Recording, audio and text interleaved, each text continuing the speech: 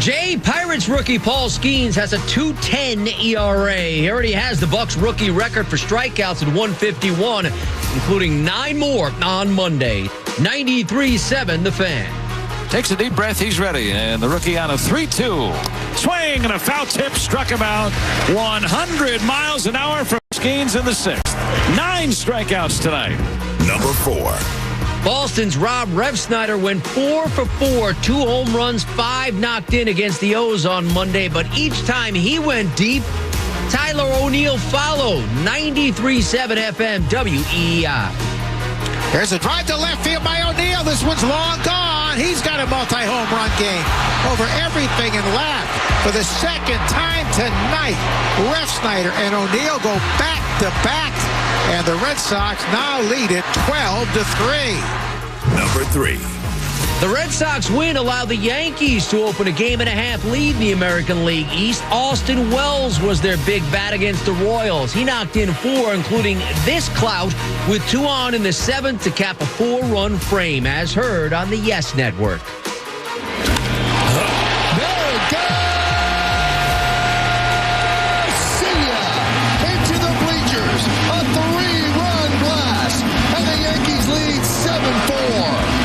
Number 2. No Christian McCaffrey, no problem for the 49ers against the Jets on Monday. San Francisco ran for 180 yards with Jordan Mason filling in just fine. 147 on the ground while also finding the end zone, as heard on KNBR. Youth behind Bell left. They run Mason off the left side. A cutback run. Touchdown! San Francisco! A little Mason madness on the cutback right off an unbelievable block. Number 1. The Phillies gave up the game-tying home run in the 9th to the Rays on one that went off the glove of Josh Rojas over the wall. But that didn't stop Cody Clemens from sending the fans home happy bottom half. Sports Radio 94 WIP. Phillies led this game 1-0. A homer tied it in the top of the 9th. The 1-0. Swing and a ground ball through. It's over. Cody Clemens wins it with a walk-off single to right. And the Phillies beat the Rays 2-1. Phillies get the walk-off. They are now tied with the Dodgers for baseball's best record. Meanwhile, at the other end of the success spectrum, it's time to play everyone's favorite game. Did the White Sox win today? Here's your host, Jay Reynolds. Jay, did they do it? In a word, no. It's a 5-3 loss to the Guardians. White Sox now with 112 losses this season. They're on pace for 126. They've lost 25 of the last 26 home games. Worst 26-game home span in Major League Baseball since 1901. Guardians get the win, 3.5-game lead on the Royals in the AL Central. It is Tuesday, September 10th, birthday of Randy Johnson. The Hall of Fame pitcher is 61. Can the Jets get this corrected? Unsportsmanlike tackles that one this morning. They're next. It's ESPN Radio. It's your resident Super Bowl champ, Chris Candy, coming up Tuesday. We know the Giants and the Panthers will be in the quarterback market this offseason, but who else will join them? My answer might surprise you. It's Unsportsmanlike, 6 a.m. Eastern, right here on ESPN Radio, ESPN2, and ESPNU. Data rates may apply. Leaving for the gym so early? I'm ready to go. Since you started taking Nugenix Total T, you've been acting like when we met in our 20s. I feel like myself again. Lower testosterone after turning 40 slowed me down. Nugenix Total T has been a game changer for me. What is it about Nugenix Total T that's different? It's a key ingredient called Tesnor. It boosts free and total testosterone to help you get back the drive and energy from your youth. Total T is backed by 5 clinical studies. I've seen the huge difference it's made for you in the gym, at work, and in the bedroom. I'm so glad I sent them a text for my complimentary bottle. Text SAVVY to 321321 right now for your complimentary bottle of Nugenix Total T. Nugenix is the #1 selling testosterone boosting brand at GNC and Walmart. Do it now, and we'll also send you a bottle of Nugenix Thermo X, our newest, most powerful fat burner ever. Absolutely free. Text SAVVY to 321321. That's SAVVY to 321321.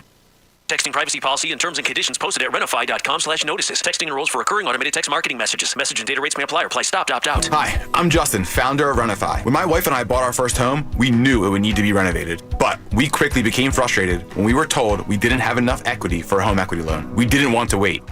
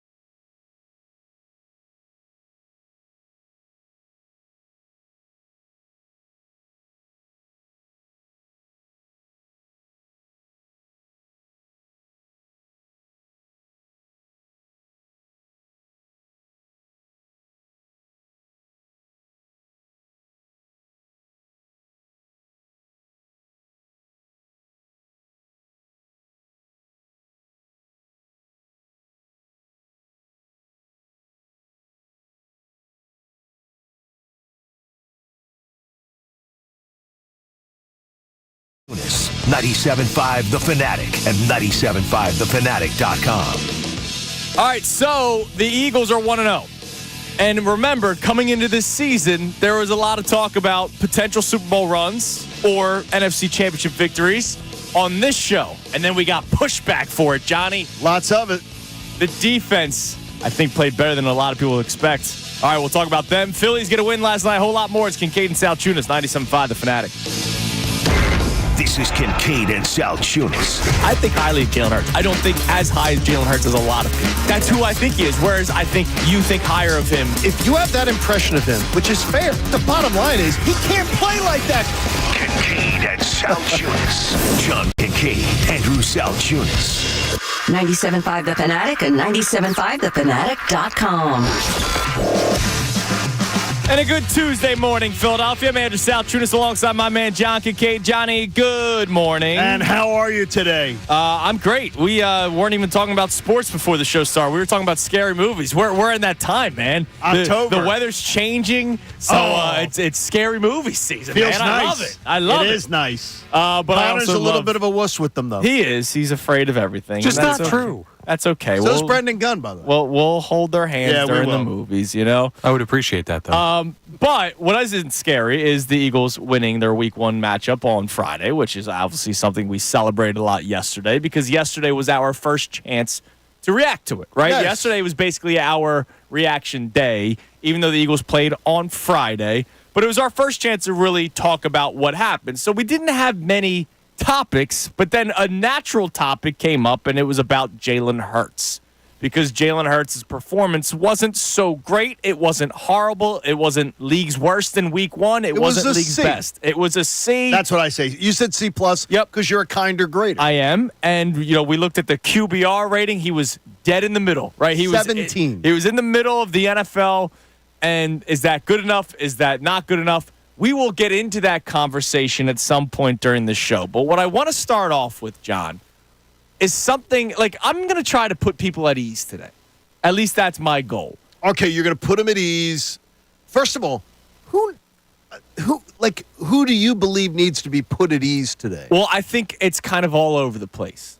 Okay. There are people that I think are very worried about Jalen Hurts. You were cautious, worried about his performance, but I don't think you're worried about him moving forward. No, I would absolutely go to my BetParks app and double down on everything that I've said about him. But there are a lot of people that won't do that. Gotcha. Went into the season worried about Jalen Hurts or on the fence of Jalen Hurts, but we're leaning a specific way. And then that performance, as Connor said yesterday, we haven't seen him put together an elite performance since maybe that Buffalo Bills game. And that was the second half. That wasn't even 4 quarters. It was the second half. That was the Sunday after last Thanksgiving. Right. So that is troubling. So it's been a long time since we've seen that elite performance. I think there are a lot of people that are hesitant to get very excited for Jalen Hurts, and I don't think that Friday night necessarily helped them, even though I saw probably some more good than other people did, and that's okay. So I'm going to try to put people at ease with Jalen Hurts later on in the show. But I think something that you and I can do together, John, is put a lot of people at ease that were hesitant to get fired up for the team as a whole to start the season. So if we rewind the clock over our 120-plus shows together, you and I think still very highly of this Eagles team. Yeah, I do. We had a floor of 11 wins. Like, that is not, we expect them to win 11 games. No, that's the floor. No, that's the floor. Anything less is bad for the Eagles. That means 10 would be bad for the Eagles. And a 10-win season, there are a lot of teams that go, oh, we'll take that. And that includes now we've gotten to see the Giants and the Commanders. Absolutely, yeah. So if you look at it, you had brought that up before. We've seen the Giants and the Commanders now. That should be 4 wins. Yeah, and you've already got one in the NFC. And that was against one of the teams that a lot of people, myself included, when the schedule came out, the Packers, I chalked up as a loss. By the way, I will say this: you and the great Mike Missanelli did the same exact thing. All off season, you were like, "Yeah, I'm leaning towards Packers being a loss," and then I heard Mike changed on Friday. Well, you get more information, and I got more information on the Eagles as the preseason continued, and I got more information about the Packers. Right when the schedule first comes out, my focus is not on the Packers defense. My focus on specifically about the Eagles, the good and the bad of the Eagles. And as we got closer and closer, I changed my opinion. Out a little bit of coward. Yeah. That's sorry. I'm calling you both out. I predicted the Eagles to win, even on our pregame show, Connor. And Tim McManus and Andrew DeCecco both picked the Packers to win. So the experts went with the Packers, and I decided to say, no. Don't you pass the blame. The experts have been picking the Eagles since the schedule came out. I heard Mike say when he was talking about it yesterday that, all off season I was like, I was looking at the Packers game as a loss, but on Friday I picked them to win. I'm like, what the hell? Well, that's all that matters. What the hell happened between the off season and Friday? I didn't put in a future what for happened on Friday? Change. I was saying it for the last week and a half that I was feeling better and better and better about the Eagles, Johnny. But anyways, I'm glad you're listening. Now to that us. you're trying to, stab me in the back in this show. You and Mike, it's terrible. You and I were trying to be beacons of light this offseason. That is what we do. Which is weird. That's what we do. Because everybody believes that the sports radio media in Philadelphia is the negative group. Oh, you're trying to run players out of town. You're trying to get everybody fired. No. This is why the teams don't win. It's the media's fault, right? You've heard all that stuff. Oh, I have for years, yeah. For some reason this offseason, you and I were so positive about this Eagles team that we started getting pushback, and not like, oh, you guys are going to jinx it. No, people legitimately disagreed with our opinions about this Eagles team. Now, let's just say this as a precursor to this conversation. One game doesn't mean we were right. A 3-1, 4-0 start would absolutely mean we were completely correct. Right. So there's a lot more work that has to be done. But I'm more confident than ever after seeing them in the first game. Well, and that's the point of the show. That's the team I'm looking at is that team. No, it's not. No, this is I'm trying to put people at ease day.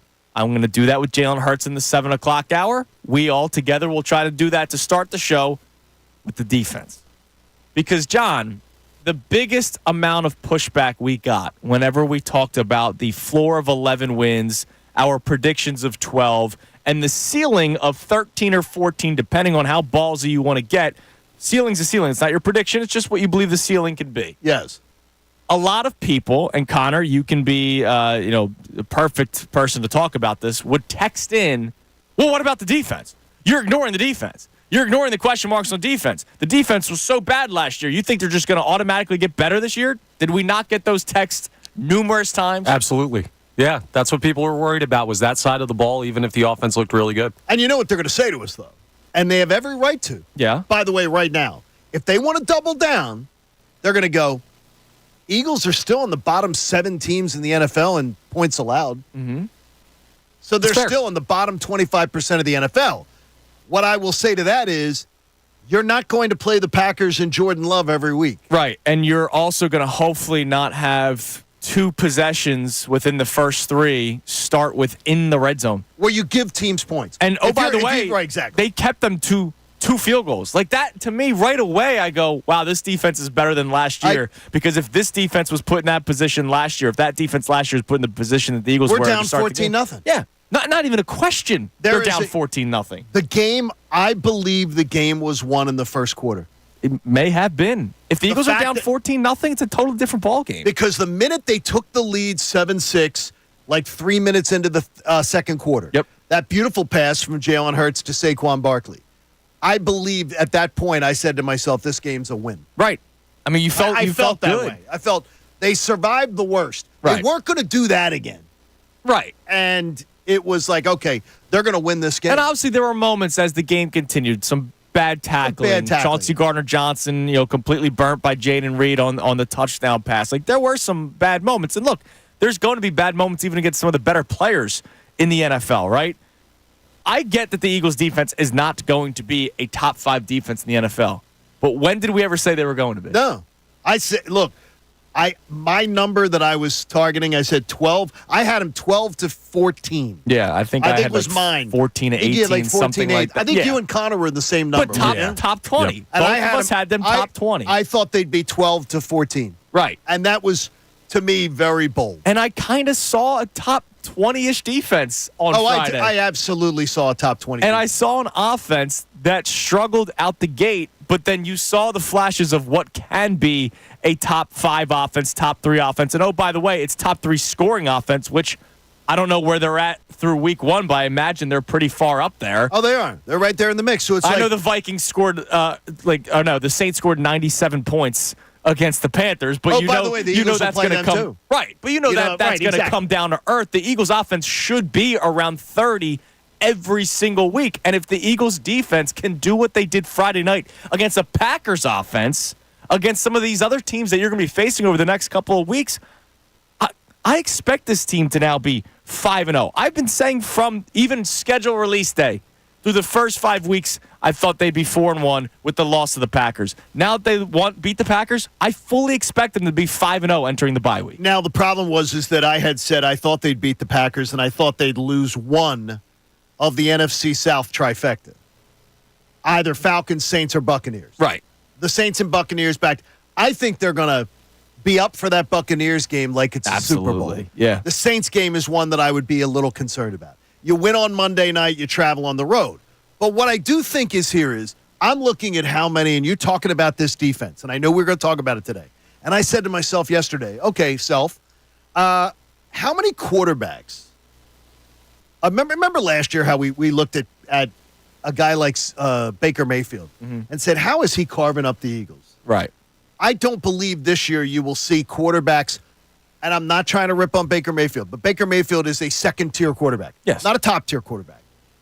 I don't think you're going to see the second-tier quarterbacks this year consistently tear up the Eagles the way they did last year. Right, I don't think so either. I really don't. I don't think that means they're going to be great either. No. I think Baker Mayfield will put 20 points on the board. He very well could. But I don't think you're going to see second-tier guys. I don't think you're going to see Derek Carr. Right. Like carving them up for 4 quarters like we saw last year. What was it, Tyrod Taylor? Was it T-Mobile in that last game? Oh, against the Giants? In the last game? Yeah, that was embarrassing. So T-Mobile's tearing them up. Right. Right. I don't think that's going to happen either. No, I don't think that's going to happen. That's what I don't think this defense is going to do. Well, and a lot of it goes back to what I've said a couple of times to you guys. This defense actually has upside, whereas last year, once you knew they were having a bad game, like if they didn't come out the gate swinging, you knew they were just going to have a bad day because they weren't talented. The defense last year was not talented. You had talented individuals. Fletcher Cox was amazing last season. Darius Slay, when healthy, was actually a good cornerback still last year. We saw Jordan Davis first half of the season. We saw Jalen Carter have a pretty damn good rookie campaign. But as a whole, there was a lot more holes defensively than there was talent. Whereas this year, I saw right away a guy like Quinyon Mitchell do more than what any of the second corners did last season, right? More than what James Bradbury did last year after like that first quarter pole of the season hit, more than what Keely Ringo did, more than what Josh Jobe did. Like right away, I saw week one, Quinyon Mitchell make plays. There's upside there. Do you have the NFL Plus app? I do not. Or not? Okay. The NFL Plus, so I can, mirror it to the television. Yeah. The 15-minute game where they'll show you you can watch every game in 15 minutes. Quinyon Mitchell's game was arguably better than I thought it was. Because I can't watch a game, I guess my head, I don't consider myself to have the expertise to sit there and go, boy, that was a great game by Mekhi Becton. Right. When it's pointed out to me on the screen, or when I see them do specific plays and they're running over Mekhi Becton's side, or I see them protecting Jalen Hurts, I can check it out. I actually was more impressed by Quinyon Mitchell's game when I watched the 15-minute game. That's awesome. Because he looked like he belonged. Yeah, right away. Completely, and they went after him twice in the first quarter and a half, and they didn't break him. Yeah.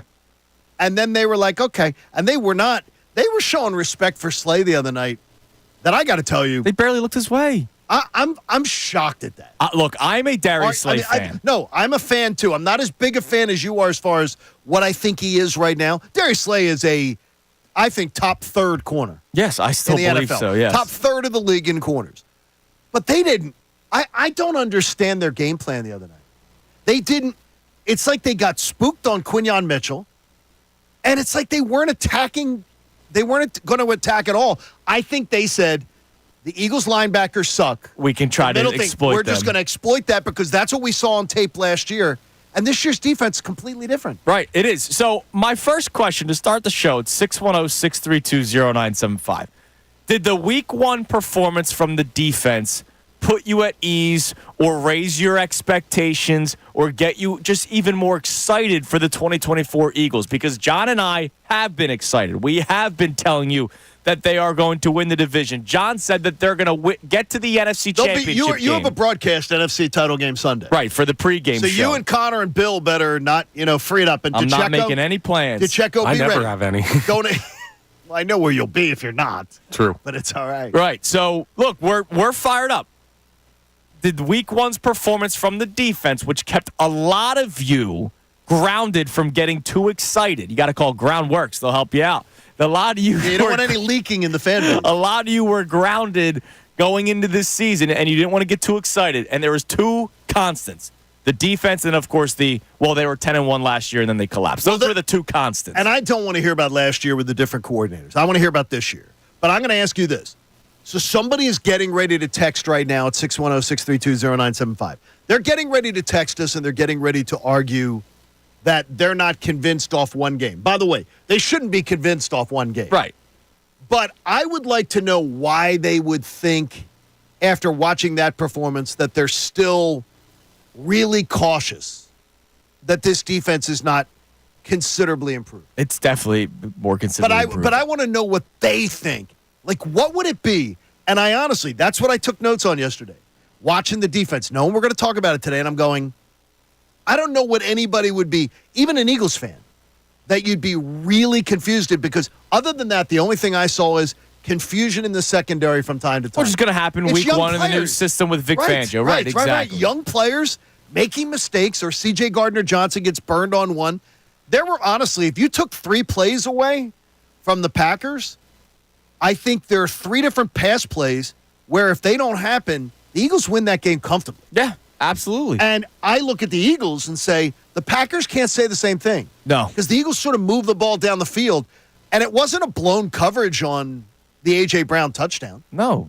It was just A.J. Brown beat his man. He beat Jair Alexander, and it was a great throw. He beat his man. Yeah, right. That's all it was. So, I mean, I look at it as, and I understand people who want to be cautious. But if you're not, if you take away the crutch of going, well, they were 10-1 last year. Right. Take away that stupid crutch, because it's a different year, different players, different coaches, different mindset. Then to me, I would be fascinated to know why people are still suspicious. This is a confidence show here. Kincade and Salciunas. We're trying to put a lot of you at ease today. You can text by the way, in. I'm going to tell you, I think Kirk Cousins, and we'll talk about it later in the week, leading into Monday. I still think Kirk Cousins will be able to pass on them. You might be able to. But But there's problems with that team, too, coming in. So hopefully you can feast on it. 610-632-0975. I do want to play 2 clips for you. Here's Nick Sirianni. He had his day after press conference yesterday, even though it was a couple days removed from the actual game. But he had his press conference yesterday, and he was asked about Zach Bond and Quinyon Mitchell. We'll start with the linebacker who had the biggest day on defense. I think it was like 1,700 tackles he finished with. Right? 1,800? I think it was 1,700. Yeah. 1,700 tackles, yeah. Here's Nick Sirianni talking about Zach Bond. One real good shot of him, just his incredible motor, was when he came off the edge on a play, and they threw a little bubble screen to their back, and then he peeled off. Reed Blankenship made the guy cut back in, and Zach came and hit him right on the side, and he actually got a hit in on the ball. That kind of jarred it a little bit. The guy did a good job of hanging on to the football. But I think that was a great example of just how he's played throughout camp. That shows up during the game. A great indicator of how you're going to play in games is how you practice. He's been relentless to the football, just having relentless effort. And that really showed up. And that showed up with a lot of production in this game. Now, as I'm not going to be chesty, but as confident as we are and how we're going to try to put people at ease today, I got to be honest, I did not see this. I did not see a Zach Bond game. Oh, no. You know what I mean? I didn't know anything about him. I only knew what Andrew DeCecco's telling us, what Tim McManus is telling us on Best Show Ever. I didn't know anything about him. But hearing special teams player. But hearing all the positive reviews all through training camp. Since OTAs. I was saying, okay, I'm willing to give it a shot. I'm willing to give this thing a shot. Especially when it came from Vic Fangio, who we've heard Vic Fangio press conferences. He's not afraid to point call people out. Right. He spoke glowingly and has been speaking glowingly of Zach Bond since Jump Street. He did. To steal Connor Thomas. There's the first term. One more for you. Here he is talking about the rookie corner, Quinyon Mitchell. The moment's never too big for him. He's just very calm and very confident, which you need to be as a corner, right? You need to have short memories. You need to be confident in yourself because you're on an island out there the entire game. I just thought just his poise in his first NFL game, not surprising. He doesn't get too up. He doesn't get too down. You saw that during camp. Again, great predictor to how you're going to play in the game is how you practice. And so he's been able to go against, AJ and Devontae throughout the entire camp. That's obviously a huge advantage that he has over different guys, that he gets to play against 2 of the best receivers in the game every day of practice. And he got to do that for OTAs. He got to do that for training camp. But again, like I said, the moment's not too big for him. He's very calm and poised, when the ball's in the air and it's coming his way. There's upside with this defense. And to me, that's the biggest thing. And that's why they will be better than last year. So, did Week 1's performance from the Eagles defense put you at ease or give you more confidence? We'd love to hear from you. 610-632-0975. Coming up next, Dave Zangaro of NBC Sports Philadelphia actually graded each position group. So we'll go through it, see how close we are to one of the guys that covers the team inside and out. And also the Phillies, man. Let's not forget them. Nice win yesterday. Cody Clemens. 12 is the magic number. Cody Clemens, another incredible moment for him. His story's fantastic, but that's not what we're going to talk about today, is it, Johnny? No, it's not. It's not. Gear up, Connor. It's Kincade Salciunas right here at 97.5 The Fanatic.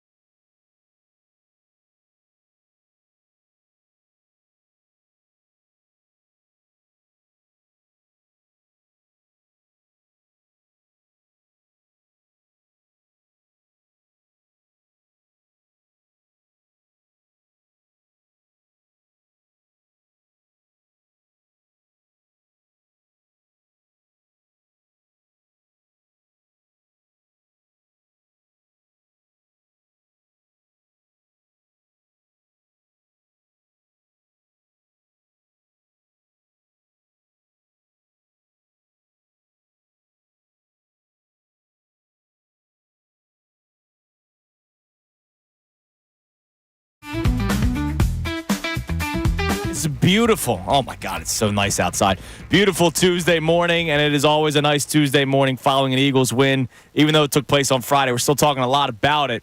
And our main topic today is whether or not the defense puts you at ease, because John and I have been pointing out that this Eagles team has a floor of 11 wins. I think we all kind of had 12 as our prediction. I did bet on my BetParks app over 12.5. I took a flyer, but I didn't put the money that I put on over 10.5, over 11.5. Right. And there's a chance that they could win 12, 13 games. They could. But there were a lot of people before the season started that tried to, I don't know if it was bring us down with them or they were just pointing out their concerns, and it was almost like, well, you guys are missing something.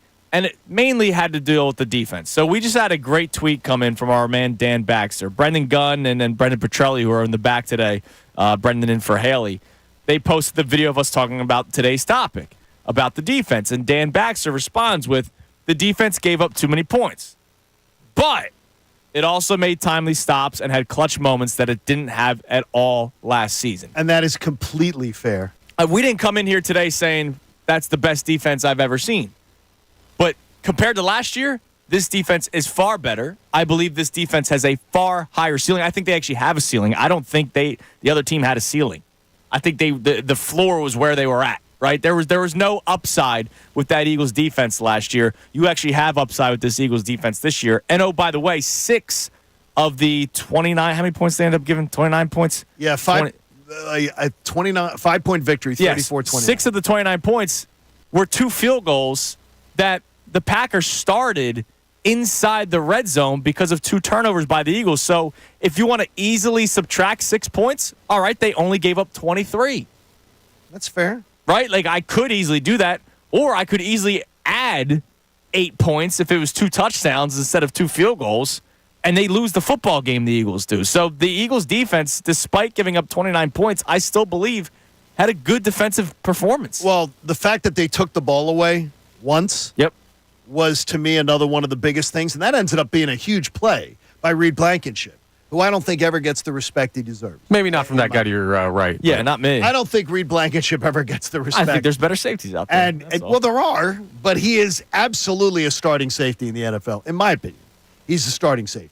And to me, I look at that and go, they took the ball away, which I wanted opportunistic defense. Yeah, so they're on pace for 17 interceptions right now. That'd be great. Which doubles last year. We did the bold predictions. Dylan McKinnon asked us to do bold predictions. I said they will double their turnovers this year. All right. They're on pace for that through 1 week. All right, so I know we have text messages coming in. You can text the show. You can call in at 610-632-0975. By the way, Dave Zangaro, his grades for the different position groups. Dave Zangaro, like me, a more kind grader. He gave Jalen Hurts a C+. You are a bit of a kind grader. But we're all in the same boat, that C area. Yeah. Saquon A+. I don't see how you can say anything different. Receivers, he gave an A-. I'd be okay with giving A+ or an A. Or just a flat A, but I'm not gonna argue with Professor Zangaro. I think he's done a nice job. I think it's the ceiling, right? Like, you could see Devontae and AJ both go out and have 100-yard games and both but score. This is one game, though. No, He's giving a grade on the game. Right. But that's what I'm saying. Like, they have a higher ceiling above that. So, like, Saquon got an A+ because he scored 3 times. Tight end, he gave a B. Offensive line, he gave a B. I have no problem with those gradings. I mean, Dallas Goedert, it's not like he did anything wrong. It's just he was quiet. So, but when he had his opportunities, he made some plays. So did Calcaterra. Defensive line, he gave a C. And I agree there. They had no pass rush. Now, could it have been the field? Maybe. I'm tired. I got to tell you, I'm tired of hearing about it. I know. Well, look, here's the deal. We will see Monday night because I saw T.J. Watt. Now, I get it. It's T.J. Watt. That dude's a stud. Yeah, Watt's a different animal. But I saw the Steelers' defensive front with T.J. Watt get to Kirk Cousins over and over and over again. If the Eagles get no pass rush against the Falcons Monday night, then my concerns will probably elevate a little bit. But I'm fine with a C grade. Well, here's one too that I would tell you to be just at least keep an eye on. There's really troubling things with Kirk Cousins, where he's not good. Well, they're thinking he rushed back. Remember when Carson Wentz wanted to rush back because Nick Foles was starting? Yeah. And then he ended up hurting his back because of it. Because of the Michael Penix thing, and maybe we'll talk to somebody that covers the Falcons later in the week, that because of the Michael Penix Jr. draft pick, that Kirk Cousins felt more compelled to make sure he was ready week 1? Yeah, maybe. Because they literally they ran every single time they're in pistol. They ran it was so predictable what they did. And they wonder if it's the fact that he can't even turn. That's interesting. And plan. Wow. Okay. So it might be a night for the pass rush. Yep, might be. Might be a night for the Eagles pass rush. Linebacker, he gave as a whole, not just Zach Baum, but as a whole, he gave linebackers a B-, secondary B-, and then special teams B+. Sure. All right. You guys have any problems with those grades? I think Zangaro's a great grade. I agree. Yeah, I might have dropped the pass rush to like a C-. He gave him a C even. C-? C even, yeah. Yeah. The thing, because are you just basing that on the fact that you just got to see you have to see the numbers? Like you got to get to the you got to get to the quarterback. I think the weird thing is I think they did disrupt Love a lot. Here's what he wrote about them. The Eagles had 2 sacks in this game, and neither came from the defensive line, but there were moments of solid pressure. A pressure from Moro Ojomo on a 3rd down late in the game was a big play, and an early sweat rush drew a holding call. The problem was that at times the Packers were able to run the ball against the Eagles, and that starts up front. I love that. I tell you, I think Dave Zangaro's. I think he's very talented. I think he is undersold as far as like the way when he did his ranking of the roster and things like that, and they're giving the grades. I'm looking at it and saying I think he's spot on. Yeah. Because if you watch the 15-minute game, by the way, it's $75, I think, that I paid for it. Congratulations on your success. Yeah, how much you think they're paying me? No, for the year, but it allows you. Hey, maybe we can share passwords. Now NFL come down on me. It's the idea that to watch a 15-minute game, you see things in more rapid fire, and I saw pass pressure. I didn't see what I wanted as far as all the numbers I wanted, but I saw pass pressure, and I saw Jordan Love absolutely bothered by it. Okay. So that's how I take it. Hopefully, and it seems like Dave Zagara feels hopefully the same it goes well on Monday night against a team that gave a lot of pressures and sacks against the Pittsburgh Steelers. Now, again, talent much different in Pittsburgh than what the Eagles have here, but you saw vulnerability against that Falcons offensive line. Now, we're running out of time. All right. Coming up next, we normally get to our texts and calls in this 3rd segment of the 6 o'clock hour, and we will get to a few at 610-632-0975. But Johnny is not happy this morning. I'm happy with certain things, not certain things. You're happy that the Phillies won. Yeah, I'm very happy with You're that. happy with Cody Clemens coming up in the clutch. Yes. You're extremely. happy with the pitching rotation. And look, Christopher Sanchez, fantastic. And the home run in the top of the 9th inning. I'm not worried about that at all. A well-hit ball. Fantastic. Probably normally caught. A fluke play. Yeah, it happens. Well, no. Only caught by one guy on the whole roster. Catches that ball. No. There's no way. That ball There's hung no up. way. That ball hung up for a while. Brandon Marsh is getting there, too. No, he's not. Now Yes, easy. Yes, he is not. He's also a lefty, glove on the hand, so he's not going backhand there. Easier play for a left-hand center fielder. No. We can't just say he's not making He's not getting there. You can't say that. He's getting there. Yeah, I can. He's getting there. Reese Hoskins may have gotten there. Please. That ball was up there for a while. Okay, now we could say he's not getting there. Now you're nuts. But there was a moment in the bottom of the 9th inning, before Cody Clemens hit the game-winning single, that made Johnny very upset. And we will talk about it coming up next. And it's something that we have talked about in the past, and it's about hustle. Yep. And you just want to hold somebody to a certain standard. Yeah. Even though what? Even though I can't wait. No, save it. Because I can't wait to hear your even though. Okay. Can't wait to hear this. All right, we'll talk about it next. Bryce Harper's moment in the bottom of the 9th inning. It's Kincade Salciunas on what will be, I'm sure, a spirited Tuesday morning right here on 97.5 The Fanatic. Tyrone Johnson.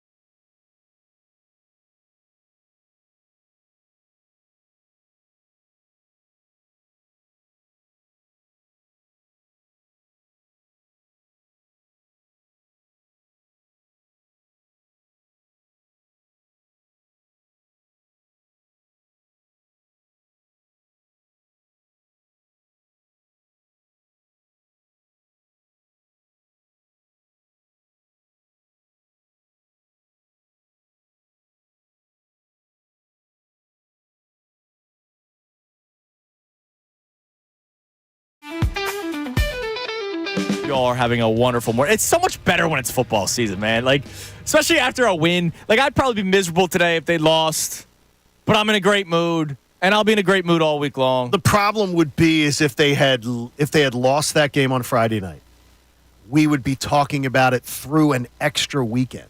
Oh yeah, exactly. Now I get to go into week 2.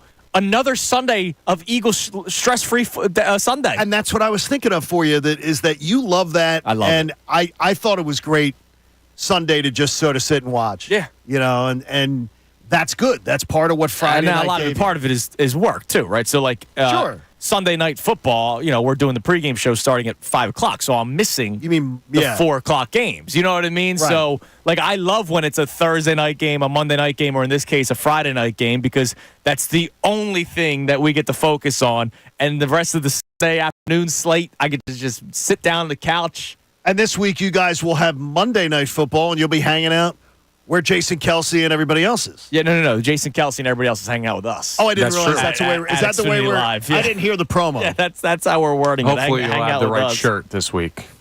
We may discuss later.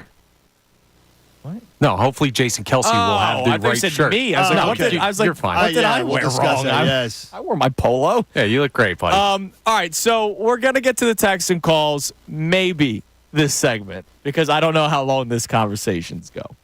Last night the Phillies win, and we're happy about it. But you are unhappy with Bryce Harper. Yeah, Johnny. I will let you start. Yeah, I'm happy. I'm as unhappy as John Kruk, Tom McCarthy. What do they know? Ricky Batalico, ex-major leaguers. Oh. That can't happen. As John Kruk said last night at the time, and again, a guy who, I'll tell you this about John Kruk, complete respect for his accountability. He doesn't give a flip that he works on the Phillies broadcast. He speaks the truth. That's completely unacceptable. Again, what we saw out of Bryce Harper last night. Can you explain for the people that may have missed it? Literally styling and profiling, posing, thinking he'd hit a game-winning home run. And he hadn't. So he ends up getting the longest single of the year, maybe in Major League Baseball. That could have cost that team that game, the opportunity to win. It is ridiculous that we're talking about this again. That we're talking about it again, that it doesn't, what does it matter? You can't run hard every play. I heard that. Well, sometimes a weak grounder, you can't have him run hard every play because you'd end up getting injured. Well, that wasn't any weak grounder. That was atrocious. And as John said on the broadcast, and again, I give him all the credit in the world, that's completely unacceptable. You're trying to win a division. You're trying to be the number 1 seed. You're trying to get out of a funk. And you're literally posing at home plate like somebody's taking a picture for a poster of you. I don't get it. All right. I don't get it. So my retort. Okay. And this is something where you and I just won't agree on it, and I don't think it's the end of the world. But Bryce Harper. Well, there you just did it, though. And 45,000 people thought that ball went out. Okay, what does it mean? That doesn't mean anything. Bryce Harper has hit, let me see how many home runs he has hit in his career here. Let's see. Bryce Harper, at this stage of his future Hall of Fame career. Oh, here we had like 320 some? He has 332. Yep. I imagine that at least 300 of them he knew off the bat were home runs. Bryce Harper thought that was a home run off the bat, and so did 45,000 other people. I don't care what 45,000 other people did. Well, you should. No, I shouldn't. No. Again, you guys are going to argue John, against this against major leaguers that are calling hustle this thing. out. So you yes, bring it up, was. No. You bring up the ground ball thing. I'm with you. You and I went toe-to-toe together. We were a tag team match, but you it were was also wrong on but that, it was 2 versus a million of all Phillies fans when Bryce Harper didn't bust out a ground ball to first base that ended up costing them a run. That was lack of hustle. Yesterday was not lack of hustle. Cost them a game. By the way, he sprinted his ass down the first baseline once he realized it was not going out. Oh, that's kind of him. And made the hard turn. It's just it was too late because he hit a freaking missile off the face of the wall. I don't even know honestly, John, I wouldn't have been surprised if he did bust it out of the gate, if it wasn't a bang-bang play at second base. And if he were out, I wouldn't have been surprised if you came in the next day and said, man, he should have been smarter. And he should have read that better off the wall. No, you're going to that. I wouldn't be surprised. No, off the top. But Bull, now you're pulling nonsense. It is absolutely, and you're deflecting away from the conversation, which is it's unacceptable. It's unacceptable. I could see why. No, you can't. Don't stop making excuses John, for I'm this. not making excuses. Yes, you are. That's how it in my is. freaking It's Sunday not just league. how it is, In my Connor. Yes, it Sunday is. league, Again, I thought balls have been going out, so I look at it. It's baseball. With all due respect to both of your baseball acumen, it is not when you have ex-major leaguers telling you No, you're right. it's They've never done it. completely unacceptable. No, nobody's ever done it in baseball, John. You're right. Bryce Harper's the first That's not person what I ever. said. Okay, well, let me tell you. Connor, I didn't even get my thought out. Okay, go ahead. It's completely unacceptable. And major league players are telling you it's completely unacceptable. And it's not something he does occasionally. Yes, it is. No, it isn't. He's had it. We've had this. John, seriously? We've had this conversation twice before this year. Before this one. Okay, how many at-bats has he had this year? I count that as occasional if he's done it 3 times over nearly 160 games, John. And here's the problem. We're focused on the wrong damn thing. I don't care if Bryce Harper walks or crawls. You know what the problem with this is? He thought he hit it out. And it didn't that was not a bomb. That would have barely gotten out. The problem is he doesn't know where the ball is going right now when he hits it because his power is gone. And that's the issue. I don't care if he runs, whatever. He's going to have hustle doubles the rest of the year and in the postseason. The problem is that Bryce Harper, one of the premier power hitters in this game, does not have a feel for when the ball comes off his bat if it's going out of the yard. And that means something's wrong. The problem is, again, as I would say it, is that you can't have that. When you are a team that is struggling, when you're a team that is trying to find their way back, they're struggling. They have the best record in baseball. They're not struggling. But they're absolutely. Well, the manager said yesterday before the game that they've been struggling. So, again, you're going to argue with Rob Thompson. Yes. I'll argue with anybody. I have my own opinion. Rob Thompson who's managing the team. I have my own opinion on the baseball team that I'm entitled to, and Rob Thompson being the manager of the team doesn't make him 100% right. Or do you remember your arguments on his decision making? That team is a 500 club for now more than it's around 2.5 months. 2.5 months are a 500 club. That is not what they should be and how they are. And they're not playing well, and it was unacceptable that is how. I can't believe this is what shocks me. I cannot believe that you'd be like, yeah, it's no big deal what he did. It's no big deal that he didn't do that. He thought it was a home run off the bat, and once he realized it wasn't, he busted his ass down the first baseline. This wasn't a conversation of lack of hustle. You want to say... Yes, it was. It's a conversation of lack of hustle. That's exactly what the conversation is. That's exactly what the honestly, lack of hustle would be if he thought it wasn't going out, he just jogged down the first baseline. He still ended up sprinting down the first baseline and making a hard turn. It's just, it was too late. Because of the fact that he wasn't busting it out. He nonchalanted it. He's done that over 300 times in his career, John. And that's not acceptable. Okay. And if you guys are going to literally accept that. It's not acceptable. And by the way, Marsh did it earlier in the game. It is Marsh is different. Yeah. This team does it. Okay. Look, but he apologized. We can open up that conversation on the text line and the phone line because Nathan has checked in on Twitter and has called me a lapdog. Even though he's completely wrong about Jalen Hurts and my opinion of him. But that's okay. We'll talk about it because I think Jalen Hurts is really good. All right, coming up next, we will do the show reset. We'll add more to this Bryce Harper conversation. And speaking of Jalen Hurts, I will try to put you at ease with him. It's Kincade and Salciunas, 97.5 The Fanatic.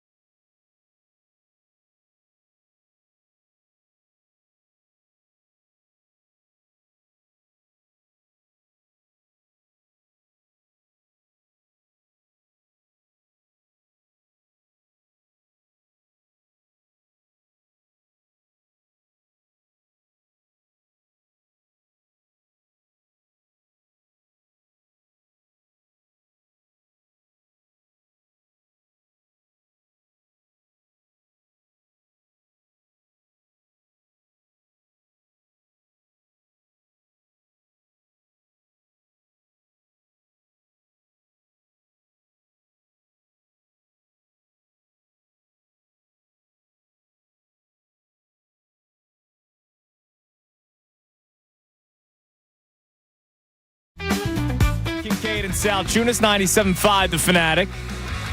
Coming up around 7:10, I will try to put you at ease with Jalen Hurts.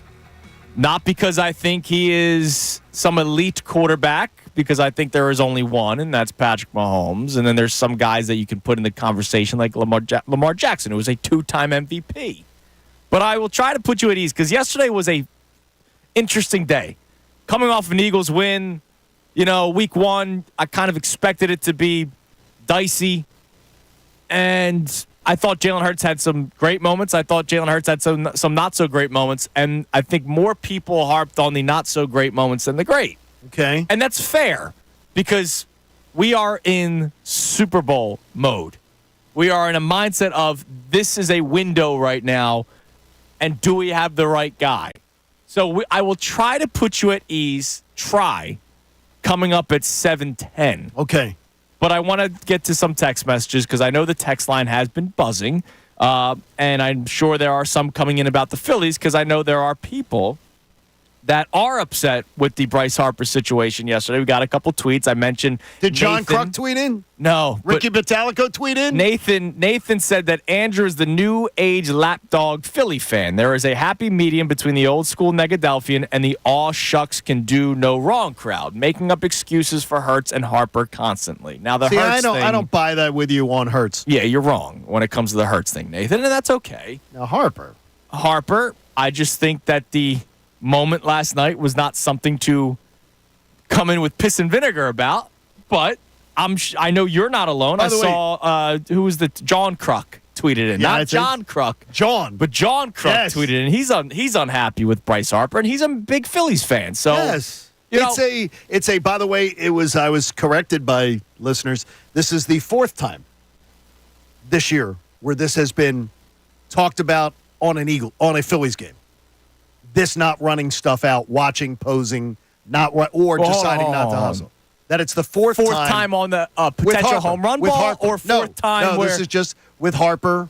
Because I look at this situation much different than not busting out a ground ball. I'm angrier about not running out a ground ball than I am last night. And that's where I would say if you're calling him a lapdog, he's more like a guard dog. Yeah. You're not a lapdog because you did criticize that day. Yeah, that day when he hit a ground ball when the team was struggling and a run would have scored and it ended an inning instead, that pissed me off. And you came in that day with integrity and you're saying as your standards, you're like, okay, that bothered you more. Yeah. I can understand why that bothered you more. Right. Whereas last night he thought it was a home run. It's just this, when you do stuff like that and you do it again, then you do it again, and everything. He goes, oh, Rob Thompson tried to defuse it immediately. Well, he apologized to me as soon as he came in. He did. Really? They saw him talking in the dugout. He apologized to me. Well, John, your tweet last night was this better be publicly addressed. And it was. It was publicly addressed. So are we going to be annoyed? That's not publicly addressed. Public address would be the manager saying, it happened twice last night in the game that both guys, Harper would have been on second, Marsh would have been on first, and had a hit. Yes. And it was, I would say, Rob, would you address that we can't be nonchalanting stuff when we're fighting for a division title on the number one seed? That's how I'm talking about publicly addressing it. Voice the displeasure with the casual nature that this team takes far too often about how it plays the game. He may have voiced the displeasure behind closed doors. Do you think you got to use your logic here, Johnny? I know you're a logical guy. Yes. Do you think he liked it?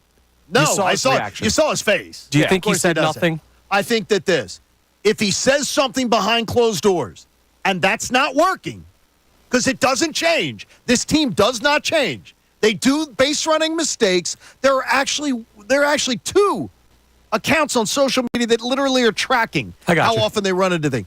This is a problem that constantly happens to this team. It's about time hold on. The thinking a ball goes out and it doesn't go out happens all over baseball.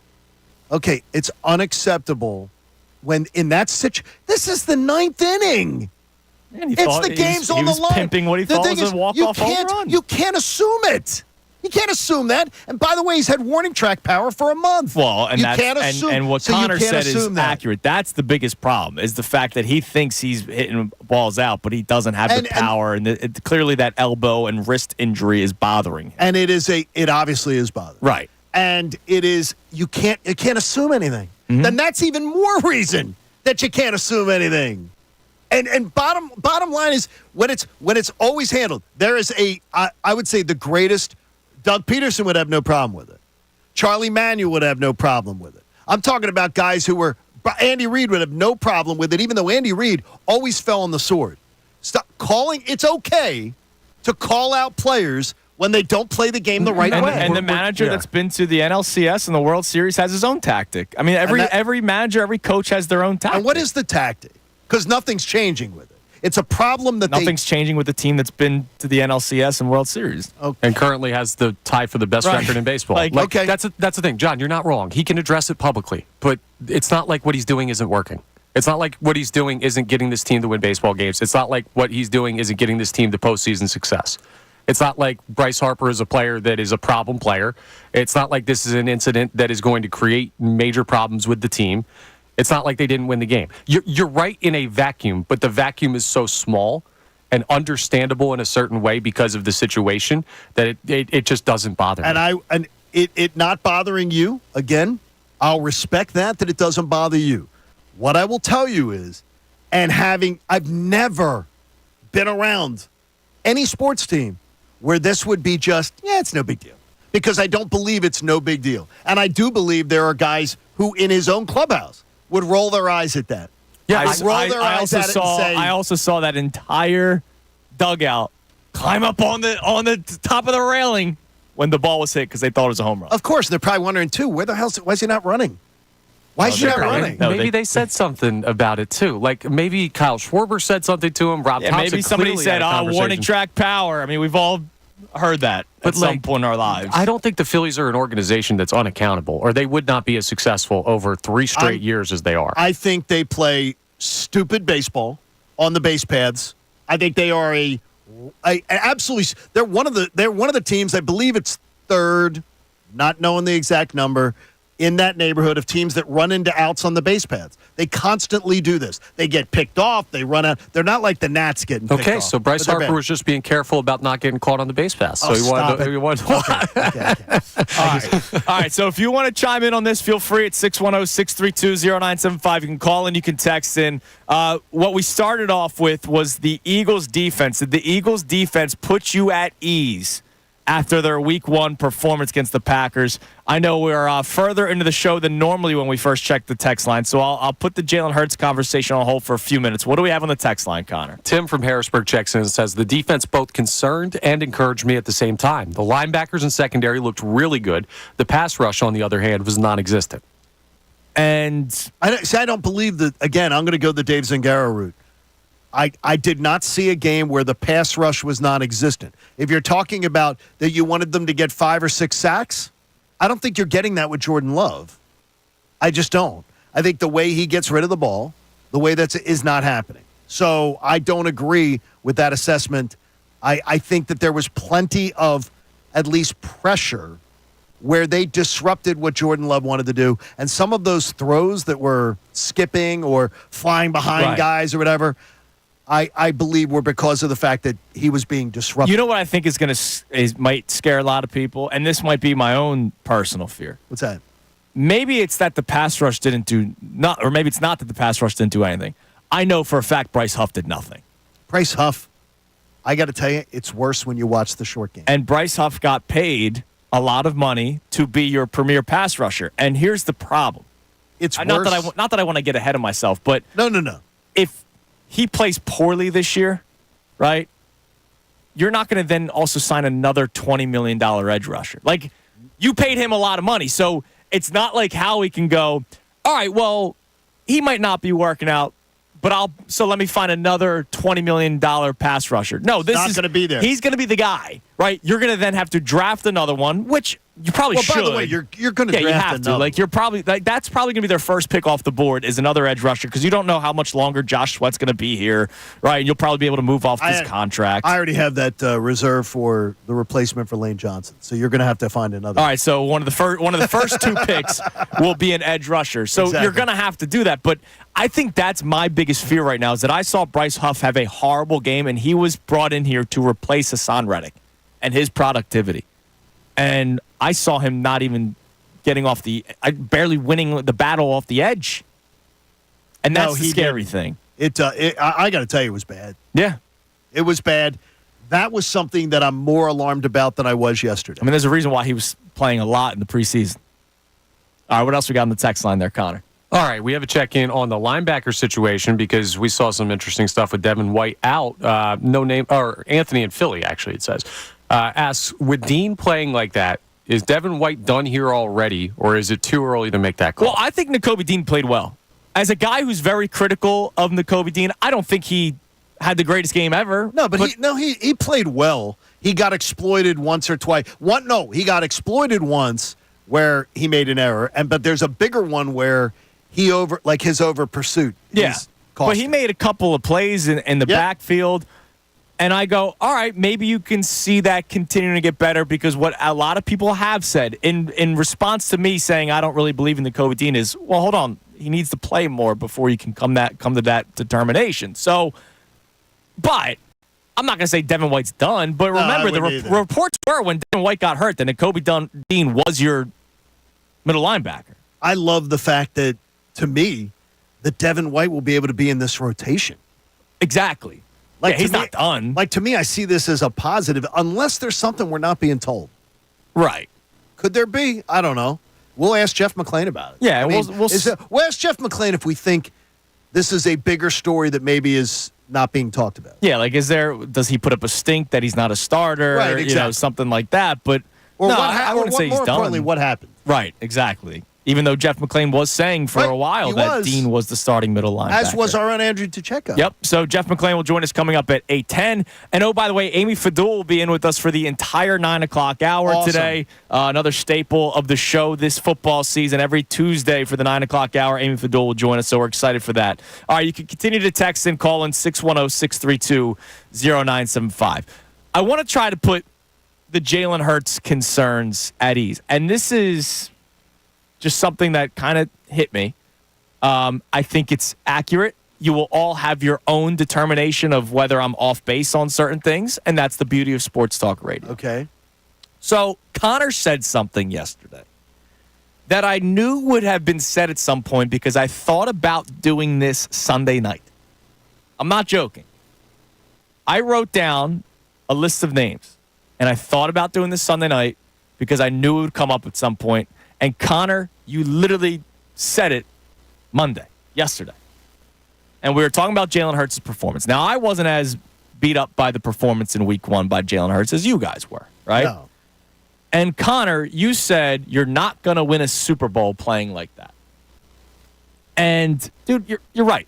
You're not going to win a Super Bowl if you're throwing 2 interceptions and fumbling, even though the fumble wasn't his fault. You're not going to win a Super Bowl, turn the ball over 3 times. But I know that Jalen Hurts can win a Super Bowl. Because you watched him. I literally watched him do it. And you know he could win that game. And I think that's my biggest thing, is the fact that I know that he can win a Super Bowl.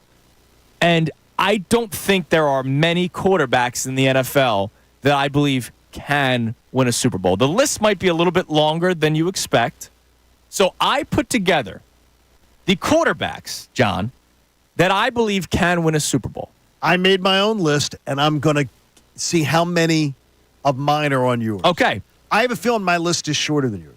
It might be, because my list is very liberal. You're very liberal? I'm very liberal when it comes to this. I have 15 quarterbacks on. Okay, that's crazy. That's insane, dude. That's insane. This is why we're so different on this conversation, because right from the start, that's nuts. All right, that's insane. And again, you have to hear me out. It's can, right? It's not will. It's can. I guarantee you that every quarterback on my list is now on your list. Probably. Now, you give me 15. I guarantee you there's every one I'll be able to mark off. And I will tell you, there are of the 15 quarterbacks, some that I honestly don't think ever will, but it's can. You're saying can. Okay. They can for multiple reasons. Okay. Their own ability as a quarterback, the situation that they're in, the coach that they have, the weapons that they have. Like, there's a million things. Like, there are some quarterbacks that are in horrible situations. But if they went to another place like Matthew Stafford, right, they could win a Super Bowl. But this conversation is not, hey, if we had Josh Allen. No. This conversation is Jalen Hurts is on the Eagles, Josh Allen is on the Bills, right? So here are my 15 quarterbacks that I believe can win a Super Bowl. Now, it's amazing. 14 teams make the playoffs. Okay. Once you're in the playoffs, no, you have a shot. You have a shot. Not necessarily correct. What? Continue. Oh, go on. Well, I will say this because I have Brock Purdy on my list of can. So do I. And I don't. He's on mine. But here's where you are wrong. I'm telling you right now that you're wrong. Because yesterday you were like, oh, what has Brock Purdy done? They've gotten a Super Bowl, right? Sure. And an NFC title game. And an NFC title game. That's his resume. 2 NFC title games and a Super Bowl. Here's why my list is very liberal. The Eagles got screwed 2 years ago. Patrick Mahomes looked like his leg was about to fall off, and somehow, by the grace of God or Mr. Miyagi, came back from the dead and fixed his leg like he fixed my man Cobra Kai. Wax on, wax off. Yeah, Ralph Macchio, right? Yeah. He fixed his leg. I don't know how Mahomes' leg got fixed. That's a storyline that I think we don't talk about much. We talk about the field and George Toma, right, and the holding penalty. There was an injection. I guarantee you it involved an injection. That dude was hobbling, crying on the sideline at halftime. Yes. And then came back and had an elite second half the way that only Patrick Mahomes can. Okay. Who knows, the next time Brock Purdy's in the Super Bowl, Mahomes' leg might not get miraculously Connor, fixed. The only thing where I'll disagree, and Purdy's on my list, is the idea is that, so you're telling everybody right now the 49ers can't win the Super Bowl. I'm telling you, Brock Purdy is not a good enough quarterback to outduel somebody. And if he's going to be the quarterback of the 49ers, he had a lead against Patrick Mahomes and the Chiefs in this past Super Bowl. 49ers They had a lead. go to the Super Bowl, they can't win? I don't think so. Okay. See, that's why my list is a little bit more liberal than yours. Purdy's on mine. Give a couple more. So I have... Give the easy ones especially. Well, all right. All right, go on. So I'll just go in order of how I wrote. I went in order of statistics from week 1. I don't think this guy's going to win a Super Bowl, but he has a chance. Who? Tua. I do not think he has. He has a chance. I do not think he has. Tyreek Hill He's not and on my Jalen list. Waddle, and if that defense gets better, he can put up a lot of points. See, I don't think he's on my list. Matt Stafford. He's on the list. He already won one, too. Patrick Mahomes, duh. Mahomes, yes. Jalen Hurts. Yes. Lamar Jackson. Yes. Yeah. Jordan Love. No. No. Oh, okay. No, I mean, now, if we did this in 2026, 2025, I very well may say yes. Not now. C.J. Stroud. Yes. Josh Allen. Yes. Yes. Brock Purdy. No. Jared Goff. Yes. Dak Prescott. Yes. Aaron Rodgers. No. Joe Burrow. No. Aaron Rodgers, no. Okay. Joe Burrow. And then these two names I put on here, even though they're not going to win this year, I still don't think Justin Herbert's going to win anything. I don't think he is either. But I'm not talking about just this year. I'm talking about the next 2-3 years. I have Herbert, and I am still kind of... I'd rather put him in an unknown category, Kyler Murray. I do not have Murray on my list. But I have 15 with the chances of losing 2 guys pretty quickly. The list isn't all that long, but it's also long at the same time, if that makes sense. Longer for me than it's longer than mine. So I want to dive deeper into this coming up next, because there are people that think Jalen Hurts' week 1 performance. Oh, this is why they're not going to win a Super Bowl if he plays like that. There's a lot of quarterbacks that can win a Super Bowl. I'll explain more coming up next, because I do know my list is very liberal. It's Kincade and Salciunas. Very liberal. Also, we're in the trust tree, right? I could talk about the Niners looking really good. Talk about that next. 97.5 The Fanatic.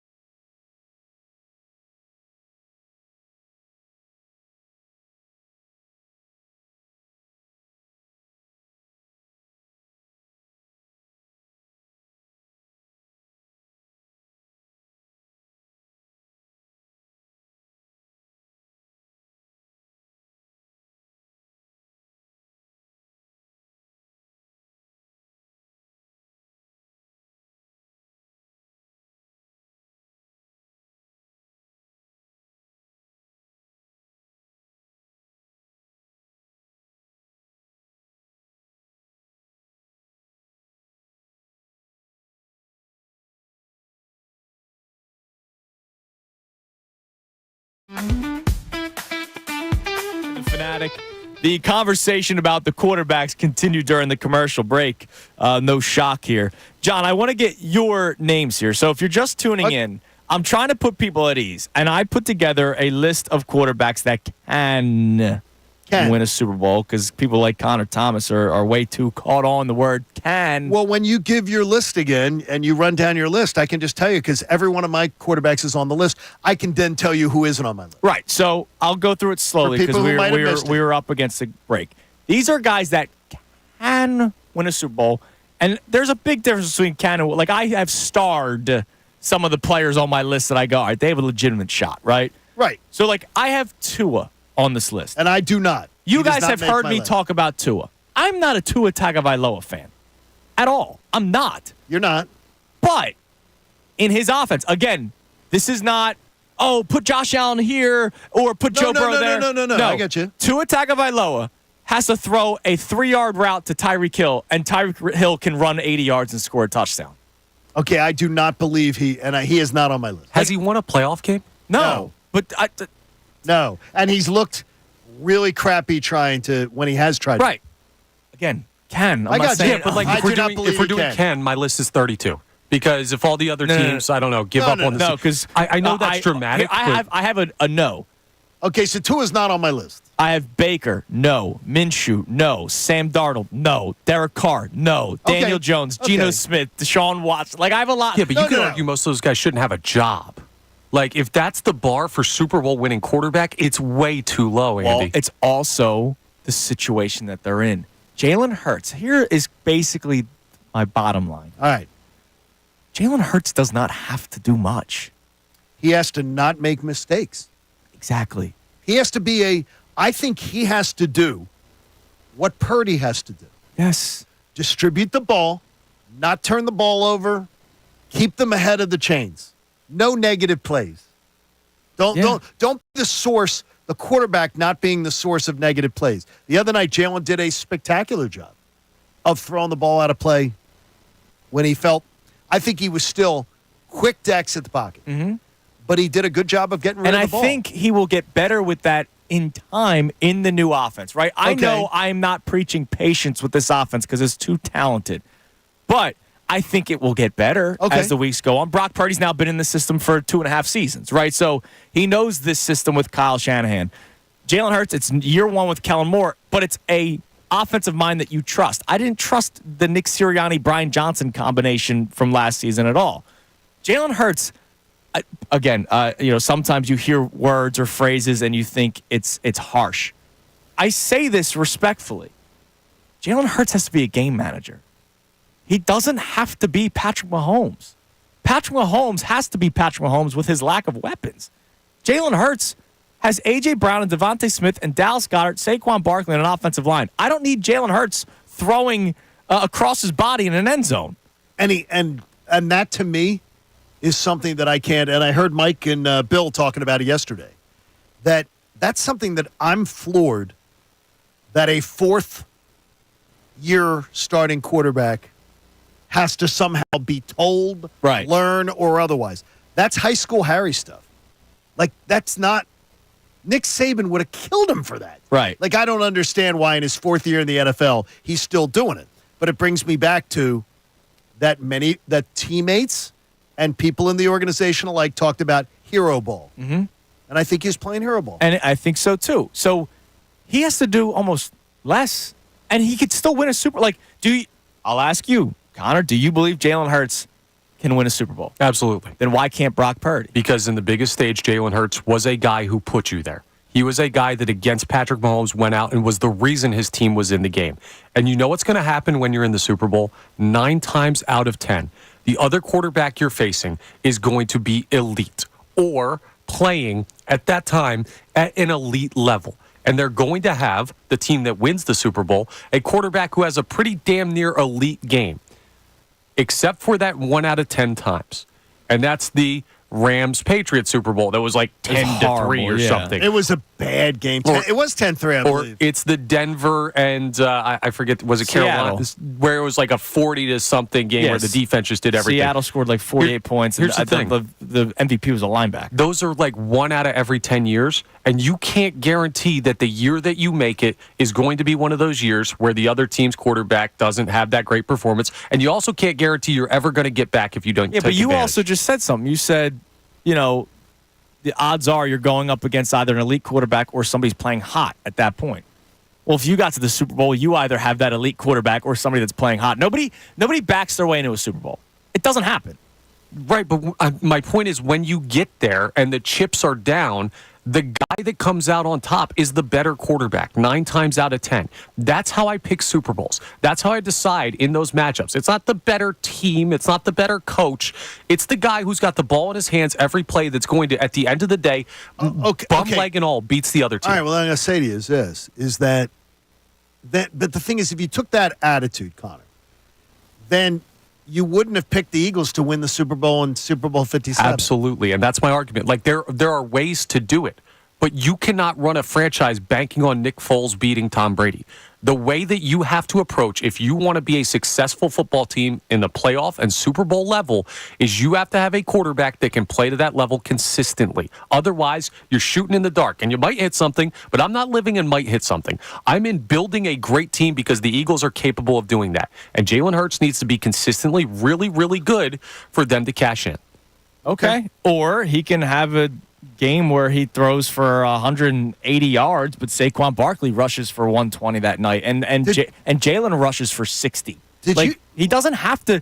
Jalen Hurts doesn't have to throw for 400 yards to win football games. No, but he needs to not throw 2 interceptions and 200 some. Right, I believe he will get better at that. Like I don't think what we saw week 1 is going to be a constant. And I think he can win the Super Bowl. My argument at all yesterday was that if he plays like that consistently, because that has been the guy he's been, the past 7 or 8 times we've seen him step on a football field, if that's the guy he is, you're not winning it. I'm going to tell you, too, what really, really shocked me is that there were, on Sunday in the NFL, not the first week of the NFL, not half the starting quarterbacks threw for more than 200 yards. Yeah, I saw something. It's bizarre. They had 2 300-yard passers.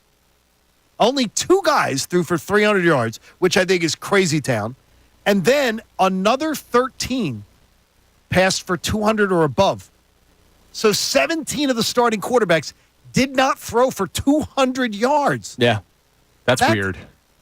That to me has got to be a 1-week anomaly. And also to me, I look at it as it's got to mean something about training camp. It might preseason. That is never, by the way, and I'll steal from ESPN stats and information. Last time that happened, none since they've tracked the stat. Oh, wow, really? Since they've tracked the stat. There's a Twitter account, OptaStats, which does deep analysis. I think I've seen them. NFL teams average just 174.7 net passing yards and 293 total yards per game. Both of those are the lowest on any NFL Sunday in the regular season in the last 20 years. The last time it happened was December 28th of 2003. Oh, my gosh. Yeah. The numbers are down offensively, man, for sure. All right, so coming up next, we'll get to your text messages, react to all of our topics today. It's been a busy day. I can't believe it's 7:40 already, Johnny. We have today's headlines with Connor Thomas at 8:05. Jeff McClain joins the show at 8:10, and a whole lot more. It's Kincade and Salciunas on this beautiful Tuesday morning, 97.5 The Fanatic. Now is the time.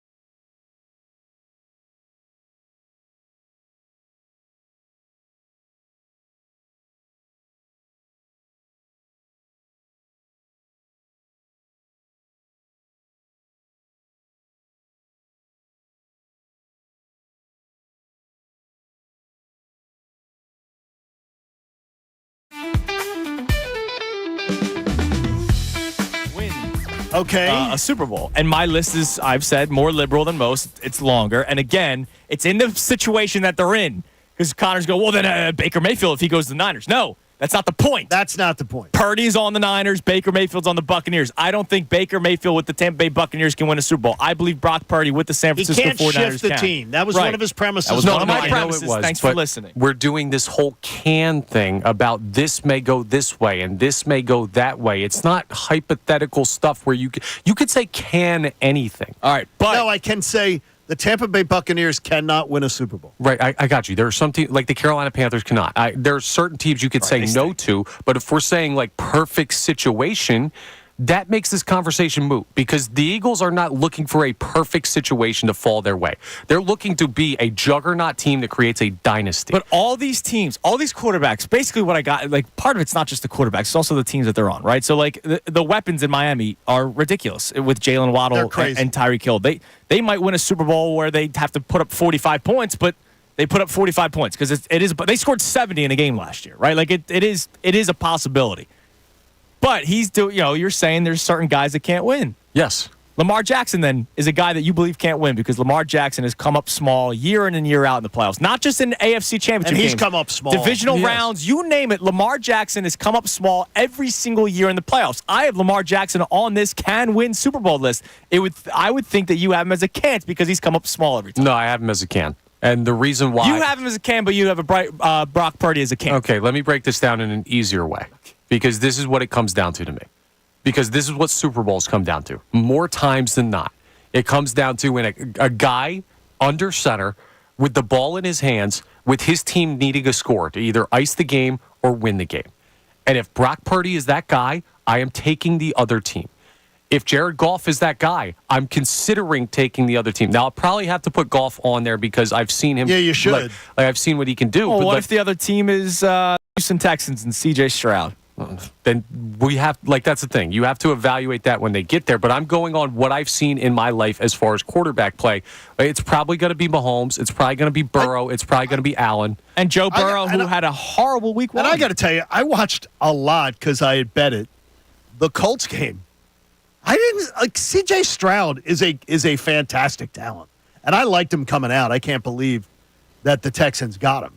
But to me, I didn't see him play a great game at all. Right, not at all. He's talented. We'll see he's what very he is. talented. He's also in a situation much like the Eagles where he's got weapons everywhere, and he makes a lot of throws similar to Jalen Hurts. Yeah, like he threw across his body twice. One of them cost. There was one he tried throwing it away, and it didn't reach the sideline. And I saw that play. Yeah, it was within just a little bit of not being picked off. Yeah, there was a penalty. Something happened. There was a penalty on the play or something that got washed away. It was like Will Levis's stupid little thing. Right. And by the way, Will Levis is on the no. Obviously, Will Levis is a no. Glad we clarified. My point is, if Lamar Jackson has the ball with a minute left on the Chiefs' defense. Do I believe he's put that he can win that game? Absolutely. He's had that opportunity multiple times and he hasn't. I understand, but you look at the talent level of the player. And the thing is, that's where people will go, well, how then are you picking Josh Allen? Josh Allen left the field twice with the lead against Patrick Mahomes, and his defense lost a game. Exactly, and that's why Josh Allen is a yes for me. Now, if you were to ask me who do I legitimately think among quarterbacks that can win a Super Bowl, my list drops down dramatically. Okay. But this is the can. Again, it's the situation that they're in. I don't think Tagovailoa is some winner. I do not. But Tua Tagovailoa doesn't have to do much. He doesn't. Tyreek Hill is the fastest man alive. You know what he has to do, though? Tua Tagovailoa has to not make stupid mistakes. Right. And that's what I do not think he's capable of. Ever? No. Okay. I think he is who he is. I think he is the player that he is. I've seen Jalen Hurts, who I don't think is as good a passer, by the way, as Tua. I think Tua throws the ball better than Tua. Okay. I do not believe that I think Jalen has a higher football IQ between the ears. I do too. Than Tua. He just needs to show it because he needs to show it. He has it recently. By the way, I want to thank TJ, one of our fine listeners, who told me he's going to keep watch for me. Okay. He sends me a kind email, and he goes, you guys are yesterday a little hard on Hurts, and I think maybe a little hard. He says, your prediction for the season, John, He is right now sitting plus 226 yards above your prediction and 4 touchdowns above your prediction. The 4,500 yards? Oh, the on-pace stuff. He is on pace right now in a game that you guys are saying wasn't his really good game. He's on pace 226 yards ahead of what you predicted for him. And he's 4 touchdowns ahead. I think the touchdown number is going to end up being one that I go, that's a joke. Because he's going to tear it up. Yeah, he might. I mean, look, it's funny. It all depends on who you were listening to, right? Because my opinion on Hurts' game was, I think it was better than mine. Yeah, you were more disappointed. I was more disappointed, and I think when you Dr. Phil'd me. I did Dr. Phil you.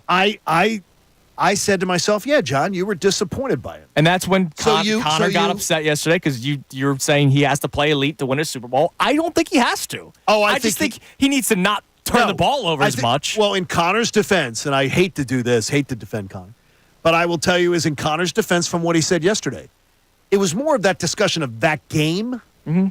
And if he plays like that, they can't win. No, then they're not going to. Yeah, exactly. Like, I think Jalen Hurts is capable because I've seen him on that stage play an amazing game. Like, if Jalen Hurts had gotten the ball back, if that James Bradbury holding hadn't happened, everybody in the city of Philadelphia believes they're driving going down the field and winning that game. If Brock Purdy and the 49ers go to the Super Bowl this year and they play Mahomes and he gets the ball with 2 minutes left, do you think San Francisco feels good about their chances to win that football game? Yes. Or do you think they're crapping themselves because they're like, oh, no. With 2 minutes left with Christian McCaffrey, Brandon Ayuk, Deebo Samuel, George Kittle. Connor, I'm going to tell you, and knowing a little bit of Kyle Shanahan, who's a jerk, I will tell you that he loves his quarterback, loves him.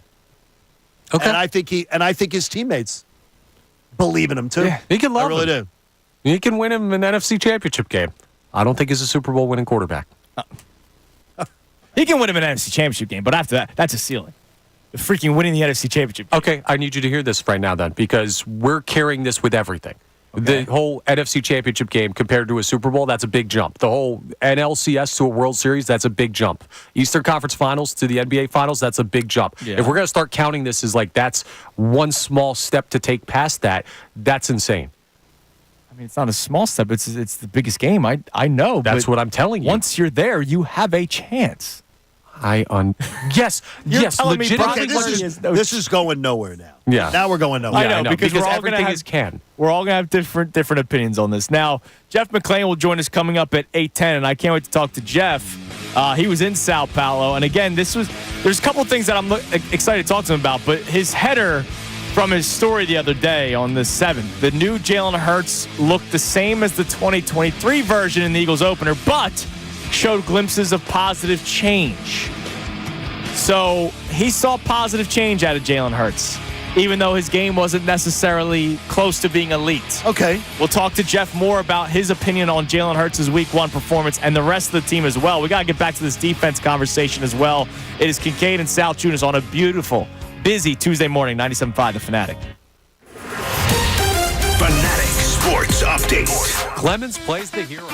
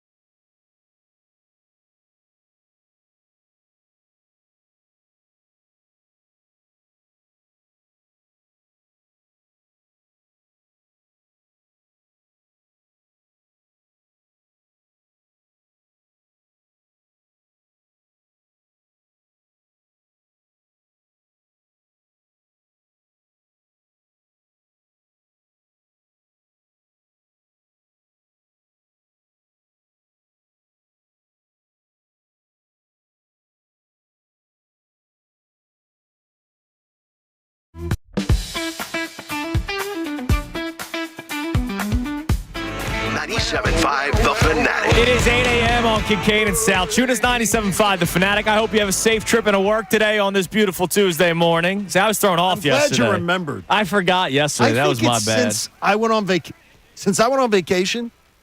Yeah, I've been off. Did you start to forget? Well, football season, man. You know, all of a sudden, I got football in the mind. Not the safety of the Delaware Valley. Let's do that one. Jeff McClain's going to be joining us coming up at 8:10 to get his thoughts on the Eagles' Week 1 win. Jeff's been joining us every single Tuesday since the show started way back in March, but now we get to have him for a football season. So I'm excited to talk to Jeff coming up at 8:10. We have today's headlines with Connor Thomas at 8:05. We've been so busy with so many things that we've been talking about. We've gone away from the text line a little bit, and I apologize for that. So let's check it out. Connor, what do we have on the text line about any of our topics today? The Eagles' defense, whether or not they put you at ease during their Week 1 game. The Bryce Harper not hustling off the bat in the 9th inning yesterday has been discussed today. And, of course, also the quarterback conversation that we've been having that people will take every which way because everybody has a different definition, which is fine. You can text in at 610-632-0975. I told you I was going to try to put you at ease today. You did. I think you have. My point is a lot of quarterbacks can win a Super Bowl. At least there's a chance. I don't agree with you on that as far as a lot, but I do agree that Jalen Hurts, absolutely. He's a part of a class. No, he's in a win a Super Bowl. He's in a good class. All right, what do we got, Connor? All right, so text here from no name on this one, but they say Friday's defensive performance was much better than I expected. The youth shows a lot of potential, especially in Quinyon Mitchell. You could tell that they lack communication and experience at some points. I think they could be a top 15 defense when everything's worked out. Good. Top 15? Top 15 is... Yeah, that's fine. Top 15? Yeah, you said 12 to 15. I think they can do 12. Yeah, I think I said 12 to 14, but that's fine. Look, I'm asking for top 20. That's it. I'm asking for top 20, but I would like a team that's in the top 15 for turnovers. The weird thing is I don't think top 20. I don't think top 20 defense can win you necessarily a Super Bowl. Okay. I think you got to I think the Chiefs were 14 or 15 in 22. I think you still got to be in that range. That's just me. But the only thing is this team's so young defensively. Now, that Chiefs team was too, and they have Patrick Mahomes at quarterback, so that helps a lot. But I think if this defense can become opportunistic, where they can force turnovers, which we saw finally in Week 1, an interception, that's great. Hopefully that continues. We saw turnovers in Week 1 last year against the Patriots. Remember, there was that Zeke fumble. I think there was 2 turnovers early on by the Eagles defense. So it's not like they didn't have turnovers to start the season. They just completely went away from it. Hopefully it can continue. All right, give us one more text, Connor. All right. Easy one for you to answer here. No name on this text, but they say, hey, Connor, how much are you and Andrew getting paid to kiss up to the Phillies with this Harper stuff? Come on, man. What a joke. I'm going to tell you, and I'm trying to be fair. I thought both of you, and this is why we don't talk about it beforehand. Yep, don't do the show. I thought both of you were going to be at least acknowledge what the professional athletes acknowledged, that it's unacceptable. And I think the conversation sort of should end at what they say, it's unacceptable. Okay. I was surprised that you both no, not a big deal to me. I kind of went through what was going through Harper's mind. Oh, you did, and I think you did a good job of at least explaining. I think you did a good job of explaining your point of view. Yeah, Harper's done that 332 times in his career. But I think that the conversation really should begin and end at it's unacceptable. The way this team plays the game is not. They're not a smart baseball team. Yeah, but if I was to drive my car into the side of another car, would you tell me after that, hey, don't do that? I know what I'm supposed to do. Bryce Harper knows what's right and wrong. I'm going to tell you this team doesn't, though. And that's my point, is because I've seen this crap going on since Thompson's been the manager, is that there is a casual nature to which they go about their business. They're a highly talented team. And I can't believe that, I thought they'd have wrapped up the division by now. I mean, it's surprising to me. Oh, they had that horrible stretch, which terrible. 6 weeks of baseball that was just and I don't think that was shocking. Just because of base running or something. I think it was a lot. I mean, they couldn't hit. Yeah, believe me, again, they were being for the third time in 2 weeks. They're being no hit in the 5th inning. Yeah. That's unacceptable. Again, that's unacceptable with this lineup. And last night's a freaking bullpen game against a bad baseball team. Unless you're shutting them out. It's a bad baseball team. No, that's where you got to say to Christopher Sanchez, he bailed their asses out last night. He did. And Cody Clemens late in the ninth inning with another big moment. Why does for him. he get sent down? I don't Why does know. Cody Clemens get sent? He's been consistent for them What don't this year. they see in Cody Clemens that he's not worth one of the 26 or 27 seats? Well, that's a good question, man. All right, it is 8:06. It is time now for today's headlines with Connor Thomas. Today's headlines with Connor Thomas. What do we got? Hello. We have a check-in with Monday Night Football because Jason Kelce made his debut, and he did it in style, in fashion, in a shirt that he bought from a mall. It was not a great moment for him in his first action on that show, and this is what it sounded like on the air. Collectively, we are thrilled to welcome in a six-time first team. Yes, All sir. NFL selection. A Super Bowl champion. Six times. Future gold jacket wearer. You got a podcast that apparently is doing fairly well. And all that said, Jason Kelce is wearing a shirt he got at the mall because he left his travel bag in the truck. Left the bag in the truck. Fits my belly now. I've lost a little bit of weight, but my tits are still struggling. I mean, first of all, I asked you both the question, which is probably stupid. Did you ever leave a bag? No. And you know what my answer was. He's had his bags. They go to road trips. They have a bag. They drop it off in a spot, and then someone loads it onto the private jet. He hasn't had to worry about carrying his luggage for 14 years. Yeah, our lives are a little bit different with travel than Jason Kelce. I need to worry about my luggage. You know what I mean? I hope he has TSA pre-check. And by the way, when he played for the Eagles, I'm sure if he didn't pack his own clothes, they had like team sweatshirts and like team. All he needs is his flip-flops. That's all he cares about.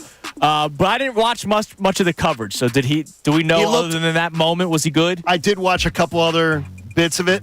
He's marvelous at explaining the game without acting like he's trying to earn a PhD. Right. Oh, nice. Does a really good job. His breakdown, you can go back and watch some of it. His breakdown of the San Francisco offense and everything like that, it's fantastic. Yeah, I'm sure the guy knows what he's talking about. I think he did But the fine line is like there are some guys that are too technical when they first start. I think he did a great job. He did not try to impress everybody with, look how smart I am. I'm Jason Kelce. Let me show you what I know. He made it so you could understand it. Right. Kudos to Jason Kelce. What's next? Speaking of primetime broadcasts, I want you guys to listen to this call from Chris Collinsworth on Sunday Night Football of a Matt Stafford throw. I'm not sure if you guys know the call that I'm talking about. I do. But don't. Go ahead and take a listen, and I'll explain a little bit after. This may be the throw of the year right here. Watch this. Just watch Matthew Stafford here. How does he even see the guy down the field, much less falling backwards, fadeaway jumper, no look, whatever the heck that was, and complete that third down pass? That is redonkulous right there. Okay, it's a great pass. Whatever the heck that was a 6-yard out route that Matt Stafford threw off his back foot. It was a great pass. It was a great pass. But you got to be kidding. The play of the year. You can't go play of the year week one. It's the opening game. You can't do it. It's like Joe Davis saying Justin Jefferson the catch of his life after he just used that same term for Bryce Harper's home run better than the bank. Like you can't do that kind of stuff. But you can if you're Chris Collinsworth because he does it all the time and it's hilarious every time. You can't say play of the year week one. No, you can't do that. Unless it's like an absurdly like the Odell Beckham. That was the example I was going to make. That's the play of the last. By the way, he was on the call for that one as well. He was? He said that may be the greatest catch I've ever seen. Oh, okay. All right, makes sense. But now Matt Stafford, the greatest. I think Odell Beckham's catch might be the greatest I ever saw. It may have been. All right, we got Jeff McClain coming up. Now he's one of the greatest. Now, real quick, I don't know if we had more time, if Connor was going to mention it or not. James Earl Jones passed away yesterday. 93 is an incredible amount of time spent on this earth. So 93 years. That's a blessing. But still, man, when you see it, when the news comes out, you go, damn. Because that guy, I thought my first thought was the Field of Dreams speech. I even tweeted it out yesterday. But everything. I'm not a big Star Wars guy, but I obviously know the impact that Star Wars made in the lives of people, but also in the cinematic world. And he was the voice of Darth Vader, and he's been in multiple other movies and multiple other different kinds of genres. So rest in peace, James Earl Jones. It's sad when you see that yesterday. Yeah, no questions asked. Yeah. A talented man. I go back to Letterman, him on Letterman, I don't know if you saw it when he did the top 10 list. No. Top 10 things. You could Google it later. Okay. Top 10 things that are cooler when James Earl Jones says Oh, that's awesome. And he does like commercial jingles. Oh, I got to check that out. It's very funny. Yeah. I won't ruin any of them for All you. right, I got to check that out. So rest in peace, to the great James Earl Jones. All right, let's head to the Comcast Business Hotline, where every day business is a big day. Let Comcast Business help you move forward with what's next. From the Philadelphia Inquirer, Inquirer.com, and back stateside after his journey to Sao Paulo, Brazil, Jeff McClain joins us. Jeffrey, good morning. Welcome back to the US of A. How was the experience in Brazil? Because it was obviously talked about a lot leading up to the actual game. My experience with the Eagles experiences, I guess the Eagles was pretty good. They won, right? Right. What about yours? Like, there was a lot of the conversations about how they had the list of things of do's and don't, what not to do. And did that even come up once the game started playing? From what I understand, no. I don't. Again, I wasn't with the Eagles. I wasn't staying with them. We were pretty far from where they were staying, so I'm not entirely sure about all that, or at least I haven't heard as of yet. But it seems like everything went along swimmingly, and they were able to get in and out and with the victory. When you look at how the Eagles played, do you consider that a surprise of what you saw, things that you were surprised by, or things that you pretty much expected? Well, I think in terms of the offense, I expected it to be dynamic and all the pre-snap motion that we've talked about. That's a very instrumental part of Kellen Moore's offense. The most that the Eagles have run motion since 2020, so before Nick Sirianni arrived. And when they used it, Jalen Hurts was very productive. When they didn't, he wasn't as productive. So hey, let's do that. Continue doing that. But I think we know what's on the offense aside from Saquon Barkley. And look, I've watched Saquon since he was a freshman at Penn State, so I know what he's capable of. I know there's probably in New York, certainly they didn't think he was worth the contract that he ended up getting, and maybe there were reasons to think, based upon the numbers, that he wasn't as good as he was earlier in his career after the injuries. But, I mean, the guy I saw out there is Saquon, or pretty close to it, the Saquon you saw coming out of the draft. I mean, there were certainly holes that the offensive line opened up for him, but, he was able to get yards after contact, or even, before that with the dynamic moves. I mean, that catch he made on the wheel route, there aren't many running backs in the league, if any, that can make that catch. So I guess that was maybe not a surprise, but something I think a lot of people had questions about. And the defensive side of the ball, definitely a lot more questions because there's a lot of new players. There are more new players. There's six new starters on that side of the ball. I expected Quinyon Mitchell to go out there and play well, just based on everything I've seen in camp. And I thought he did. Were there some struggles? Yeah, that's going to happen for a rookie when you're just throwing him out there for the first time. But he's the real deal. Zach Bond, again, he's been playing well in camp. Now, you never know if that's going to transfer onto the field when the games start to matter. But he was around the ball a lot, so you feel like maybe as a weak side linebacker, that's someone you can trust. And he's going to play. It looks like he'll play all the downs over Nakobe Dean. So that makes sense. And then, I mean, I don't know what else I could say I was surprised by, but I'm not surprised they won, certainly. What'd you make of Jalen's performance?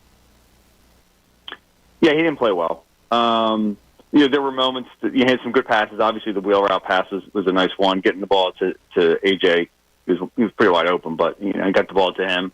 There are a couple other big throws that he made, certainly in that 4-minute drive, and some great runs that he had. Obviously dragging those two defenders for the first down. I mean, there aren't many guys in the world that could do something like that. So, Jalen, when it mattered, came up with some big plays. Although there were plays that you could say it mattered, and he was equally as bad. But that being said, one game, right?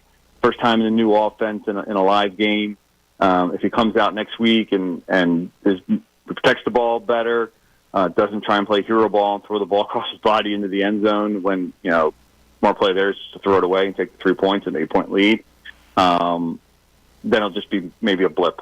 When you brought up the hero ball thing, because that was brought up in various reporting that there were people that maybe thought that Jalen tried to do too much at times. I wonder if that had anything to do with the new offense, though. I mean, the mistakes that he made, do you attribute it to getting comfortable in Kellen Moore's offense, or do you attribute it to him trying to do too much? No, it's absolutely him trying to do too much. I mean, the offense is just laid out there for him. He's got the best collection of skill players in the league. He's got one of the best offensive lines in the league. I mean, that line was great in that game. Just go out there and execute. So even despite all of his mistakes, they still scored 34 points.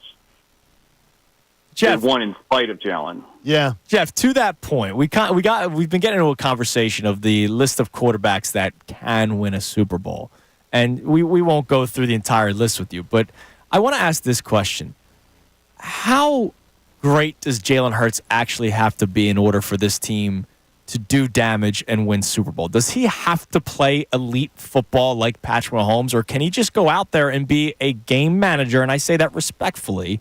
Not make mistakes, and then still win a lot of football games, knowing with the talent that you have around them. Yeah, I mean, look, again, I don't think it's that black and white. I mean, you're going to need your quarterback to go make plays and to have to be accurate and to, I mean, like, you need all of that. So it's not, oh, he's a game manager, he's just a robot, and he's just like, they push the button and Jalen, executes it. No, I mean, you still need him to go out there and be a good quarterback, which he is. I don't get into all this elite stuff and the rankings and who's Super Bowl. To me, that's all stupid. Right. We've got that covered, Jeff. Yeah, we got you. We got all that stuff covered. You don't have to. Well, I'm not saying you guys are, but I'm saying. Oh no, we are. We are. It's just whether he can. Look, 2 years ago, he came pretty damn close to winning a Super Bowl. I mean, right, and a completely different offense. So that to me, I just don't pay much attention to that. And the comparisons to Patrick Mahomes, I don't think you can compare anybody to Patrick Mahomes. Right. So that's just ludicrous, too. Jalen is a quarterback who's shown that he can win at a high level. He got very close 2 years ago. He didn't play well last year.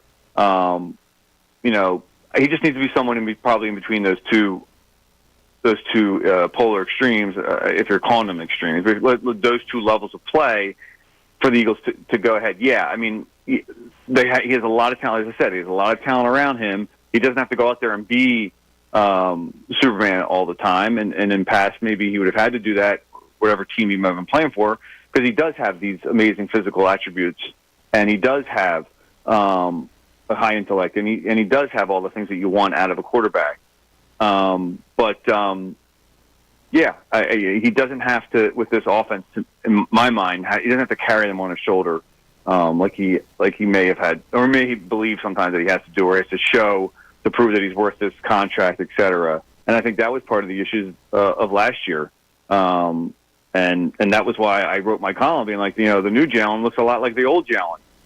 But that being said, I thought that there were some positives. He was better against the blitz. And you can see in Kellen Moore's offense with the pre-snap stuff, like it helps him see where the defense is a man in zone. I mean, it's simple. That's why you do a lot of the pre-snap motion. It can, the little window dressing eye candy motion that throw in there will free Saquon Barkley up a little bit on a wheel route. That stuff will help your quarterback out. It's when we look ahead to what they're facing in the next 3 weeks, is there anything that you think the challenge of Kirk Cousins is going to potentially be more of a real challenge versus the secondary? Because he has had great success when he comes facing the Eagles or in Philly or otherwise, throwing the ball against them. Kirk, well, I mean, I wrote my kind of season prediction review that seems like Kirk Cousins against the Eagles at the Link seems a mandatory thing in week 2 because it's now been three years in a row. He had one of his worst games ever 2 years ago. I remember he threw 4 interceptions. Kirk Cousins, that is. Sure. So last year he was a little better. Last year was one score in the fourth quarter, wasn't it? Yeah, last year was a closer game. And then obviously with the Redskins, Kurt had some good games. Although, I remember one time he threw one of the dumbest passes I ever saw right before the half for Washington. Yeah, I mean that Atlanta team didn't. I watched some of it against who did the Steelers. Sure. I think there was a lot of talk that this team would be improved. I don't necessarily see that, although I think a Mike Tomlin coach team is always going to be tough to play against, even with Justin Fields, your backup quarterback, running the show there. But that defense is good. So that might have contributed to some of the mistakes and some of the struggles that Atlanta and Kirk Cousins had in the first week. But yeah, I mean, like on paper, I get what the Eagles are 5-point favorite. You think that this is a game that you win, but you can't overlook anybody in this league. Jeff, you're the man. We appreciate the time as always. It's good to talk to you every single week, but it's even better now that football season is starting. We can actually talk about the game. We appreciate it, and we'll talk to you again next week. All right, guys. Thanks for having me. There he is, Jeff McClain on the Comcast Business Hotline from the Philadelphia Inquirer, Inquirer.com. The job he does on his podcast and in print are fantastic. Oh, he is incredible. All right, coming up next, we start another new segment as we have a lot of new stuff coming your way during football season. Our second guest segment. We'll explain more about that coming up next. It's basically something we'll do on Tuesdays, following games on Sundays. I know it's a little bit different because the game was on Friday. But a second guest segment, and I want to talk more about Jalen Hurts and what he needs to do in order for the Eagles to win. It's Kincade and Salciunas on this Tuesday morning, 97.5 The Fanatic. Fanatic Sports Up.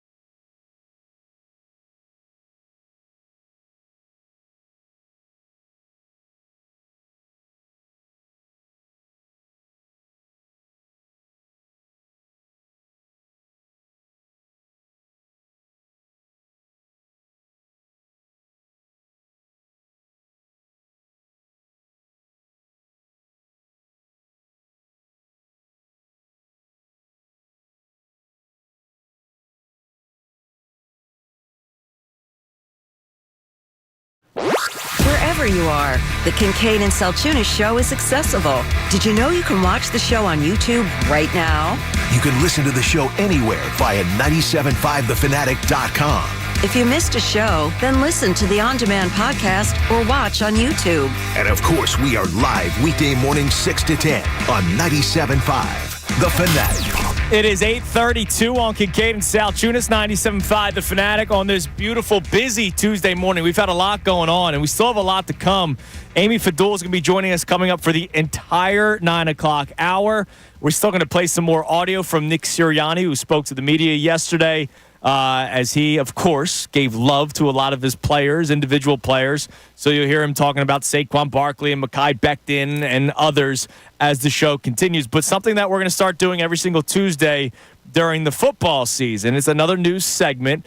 It's going to be our second opinion segment, which is something that, you know, after you sleep on it an extra day, normally the games will be played on Sunday, right? It's just a little bit different because we saw a game on a Friday night, so it's been a couple of days now. But normally the game will be on a Sunday, and you know how it works.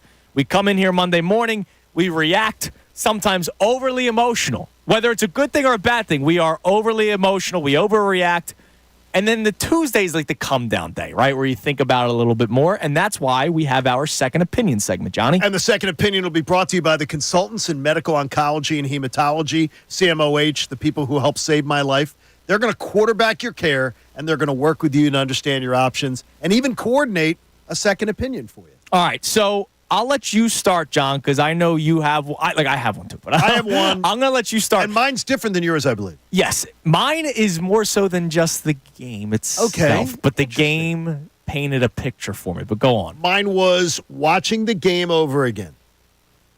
I don't think the interception, the second one that Jalen Hurts threw, was as bad as I initially thought.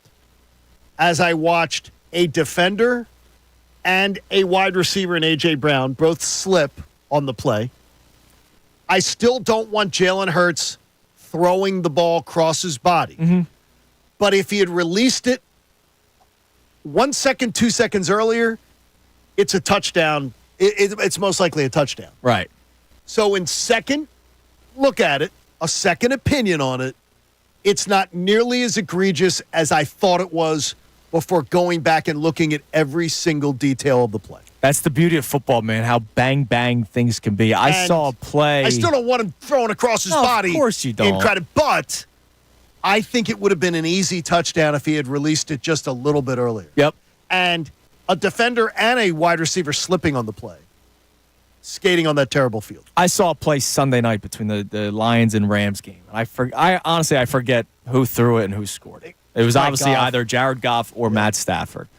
They climbed up in the pocket. They dropped back. They climbed back up. No, you know what? I'm sorry. It was the Cardinals-Bills game. My bad. I saw Kyler Murray have an open receiver, not throw the football. Then he danced around a little bit and then threw the football. And the original open receiver caught the touchdown pass. But if he waited a split second longer, it would have been intercepted. His initial read was right. He hesitated. Then he danced around. Then he threw the touchdown pass to like his third string wide receiver.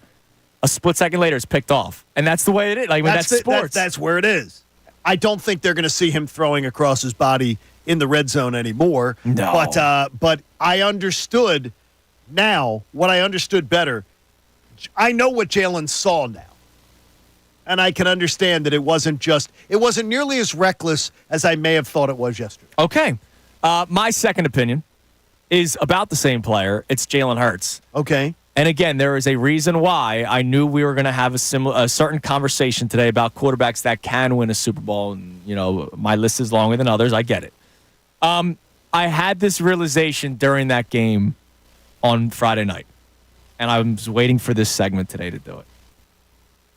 He doesn't have to be a top 5 quarterback for them to win. No. He doesn't have to be. Jalen Hurts, like, we spent so much time on whether or not he's being respected, disrespected, because that's what we do during the offseason. There's a lot of time to talk about lists and rankings and what people are saying across the league, right? Chris Sims said it in a harsh way a couple of years ago when he said anybody could go into that system and win. What he didn't do was give him credit for making the correct throws, right? Which you still have to make the right throws. Even though you have A.J. Brown and Devontae Smith and Dallas Goedert and now Saquon Barkley and Jahan Dotson, you still have to make the throws. We saw him, even though your second opinion about that interception was it wasn't as bad as it was still an interception, right? It was, yes. He made that mistake. Anybody could have made that mistake.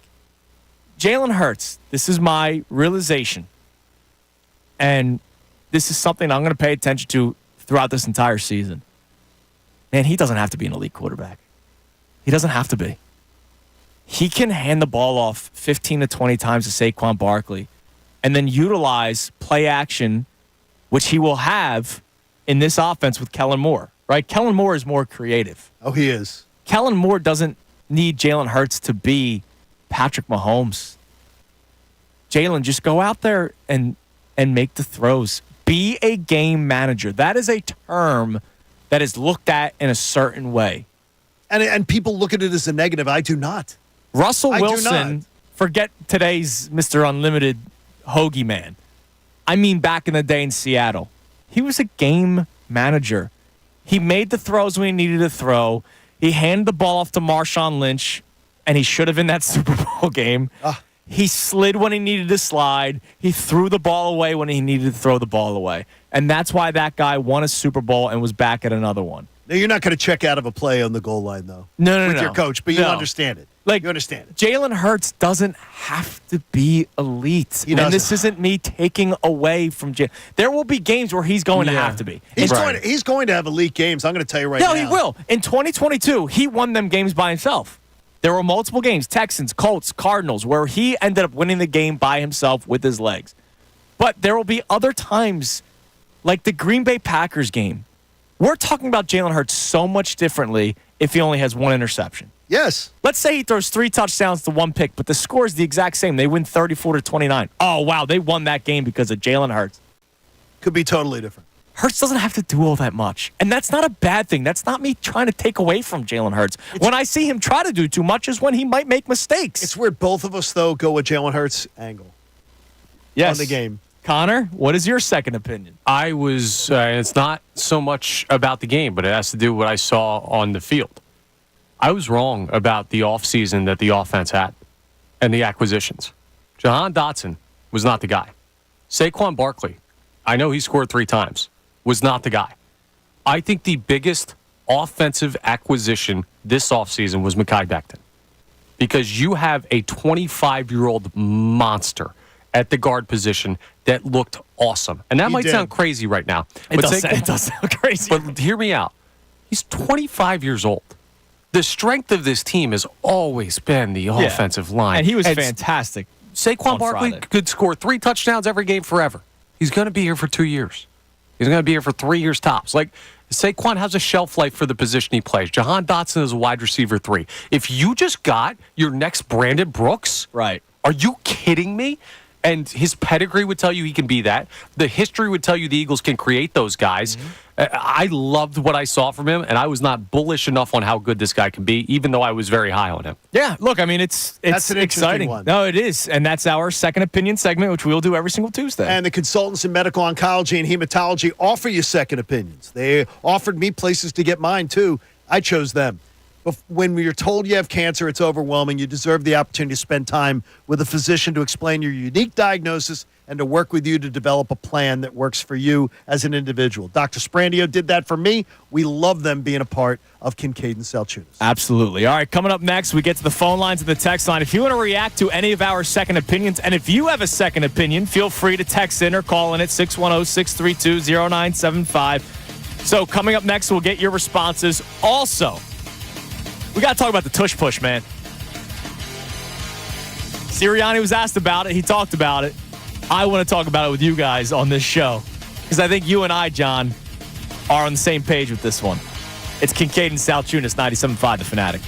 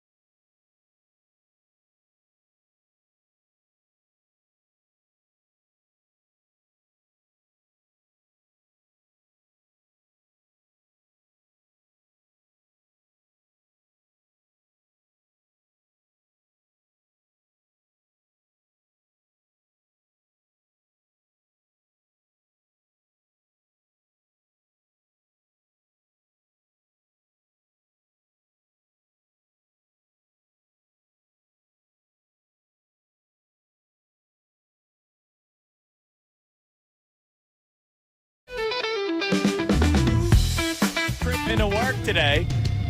Connor, did you hear that the people behind the scenes here heard me saying have a safe trip into work, and they like it? Oh, really? I didn't hear that, but that's great. Well, the people like it. You're a thoughtful man. I hope you're having a safe drive into work today. All right, so I want to check out the text line coming up in a second here, but I do want to talk about this real quick.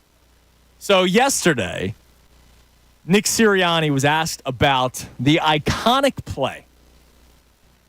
The iconic.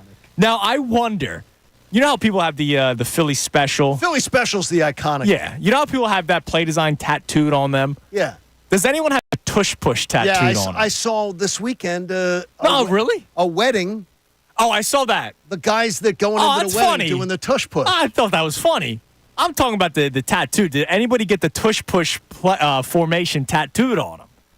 I don't think so. Maybe. Because the tush push might be coming to an end.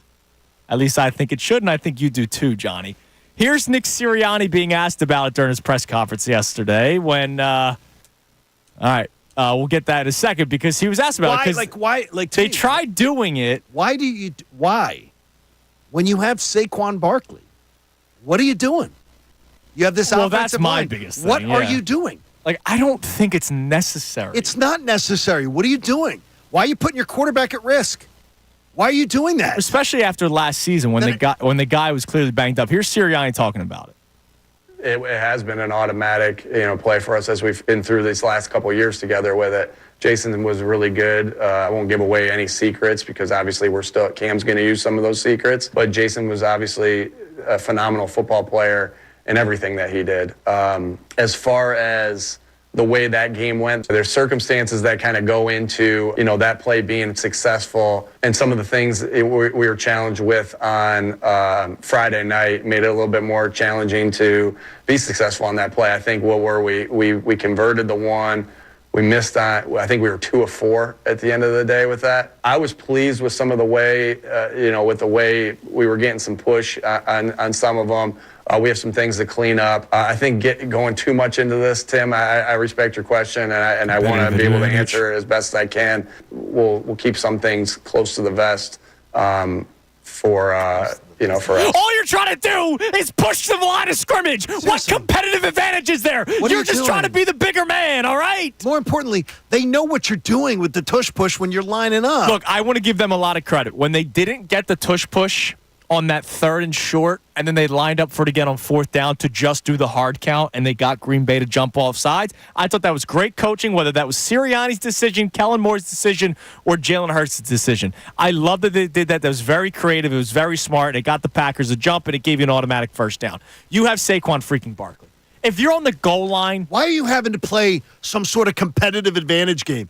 If your offensive line is as good as you say it is, and you believe it is, and your running back is and everything, why am I putting my quarterback at risk? Who every time he gets dinged up, I get told that's the reason why he's not as effective. And there's 10 guys jumping on top of him. And remember last year, there was the one tush push.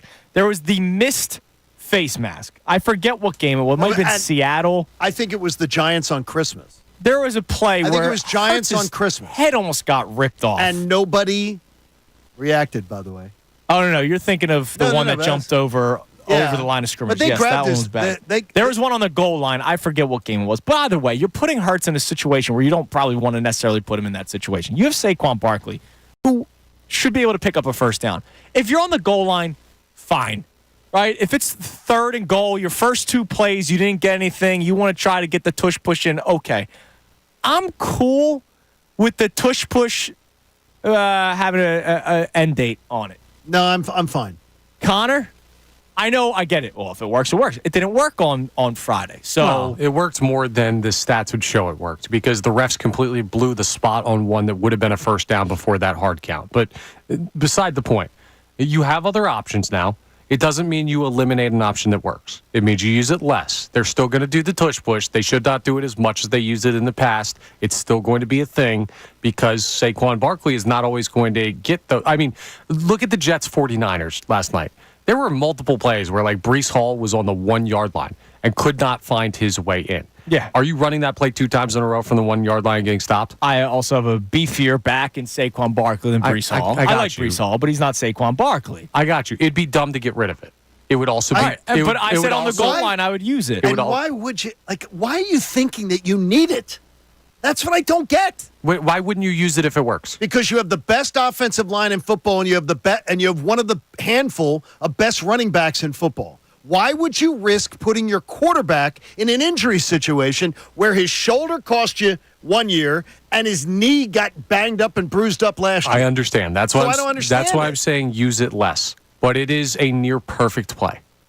So you can't just get rid of it. Here's the thing that I would do. Look, 4th and 1. I'd consider it. Yes, I don't want to be doing it on 3rd and 1s anymore. And that's fine. I said use it less. Like, remember the old days of if it's 2nd and 1, you take a shot downfield because if you don't get it, you get it on 3rd down. That's kind of today's NFL is now take the shot on 3rd and 1, and then do the tush push on 4th and 1 because you're probably going to get it. I think that'd be fine. I don't want it on 3rd down. I want Saquon Barkley, for God's sakes. I agree with you. Why'd you get him and why'd you pay him that? All right, coming he did up score next. 3 times. I think that that worked out pretty well for him. Coming up next, we continue all of our topics today, both Eagles and the Bryce Harper conversation. And we'll be having it with Amy Fadul, who's going to be joining us for the entire 9 o'clock hour. It's been a while since we got to see Amy, so can't wait to have her in studio with us for the rest of the show today. It is Kincade and Salciunas on this Tuesday morning, 97.5 The Fanatic.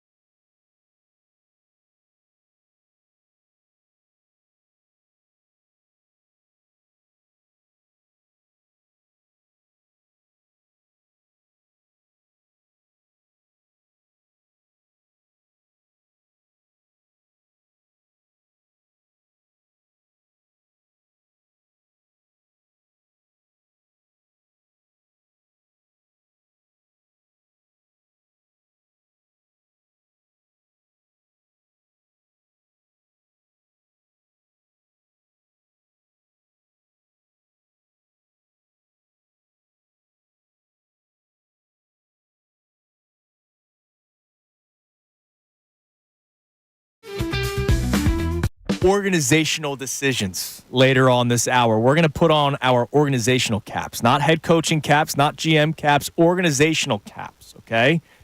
I'll explain more later on because Amy's looking at me confused. We made one. We made one. What kind of cap? We made one. Amy. Baseball. Hi, guys. Good morning. How are you? I'm well, and I had a very safe drive into this Isn't workplace. that nice? It was very friendly. I like to wish people have to have a safe drive. You know, it's too sad when you're driving, you see something happen on the side of the road. I think our friends at AAA need to jump on this right away. Absolutely. I think that was just Andrew always. I think that was talked about. Yeah, that was a setup right there. Yeah, exactly. I think that the idea of an executive decision and everything is like, wait a minute, Amy's a free agent. We get in Amy in here and join us in the conversation. Well, on the radio world, people have gotten attached to her here as part of the Fanatic family, and I'm like, come on, let's do it. But she's not a free agent on TV because we're watching you almost every day on NBC Sports Philadelphia, and I know you've been very busy because we had our first action of Eagles football. Finally. It's your first time on the air since the game happened, so I want to ask you your initial thoughts, what you saw against the Green Bay Packers on a Friday night game, by the way, which was awesome. I could, initially I was like, I don't know about this Friday night game. And then as I'm watching, I'm like, I could absolutely get behind this Friday night football game. It was fabulous. But yes, in theory, I'm much more of a Sunday 1 o'clock type of girl. Give my whole day around one game, and then I can kind of bask in the glow afterwards. But no, I mean, initially it was as expected on certain things. I thought the offense took a little bit more to get going, but I guess that's to be expected. I talked about this a couple weeks ago when I was on with Barrett Brooks and on NBC Sports Philadelphia, and we were talking about, I was like, if they start 1-3, we'll say, oh my gosh, you should have played in the preseason. If they start 3-1, you don't have to start. You can't win with that argument. Right. But that was the first thing that came in my mind. I was like, you know what? Maybe one more preseason series wouldn't have been the end of the world, just to get a little bit of those kinks out. Well, that was my first thought with the Cam Jurgens snap. I go a little bit more. Look, to get on if the same you played page. a series or two, do I think they would have put up 45 points? No, I don't. But if you play a series or two, maybe the cadence of Jalen Hurts' voice. And I know, I'm not naive. They do it during training camp and all that kind of stuff. It's not the same. It's different when you have crowd noise. Exactly. It's different when the opposing team is barking at you and making noises and trying to throw you off and calling out protection. At least I know it's like a nonsense vanilla game in the preseason, but it's still a game. There's still the idea of a game with an opponent and some kind of, consequence on the line. Oh, you mean the edge rusher could actually touch the quarterback? We can't even talk about Bryce. Oh, yeah, we'll get there. The thing about him yet. When we look at Jalen, though, is, and Jeff McClain pointed it out when he joined us earlier, they need to expect a lot more out of Jalen. And he said they won despite Jalen. Yeah, I feel like Jalen looked good at times. And I think that was to be expected. That's what there was so much made in the training camp portion of the preseason of like, oh, how he hasn't made any mistakes. Yeah, okay. That's good, but that doesn't mean anything. He didn't make any mistakes in practice. And I thought that didn't really translate as well. And that was another inkling where I thought maybe like one or two more series could have helped. I'm not entirely sure. Of course, hindsight's 20/20.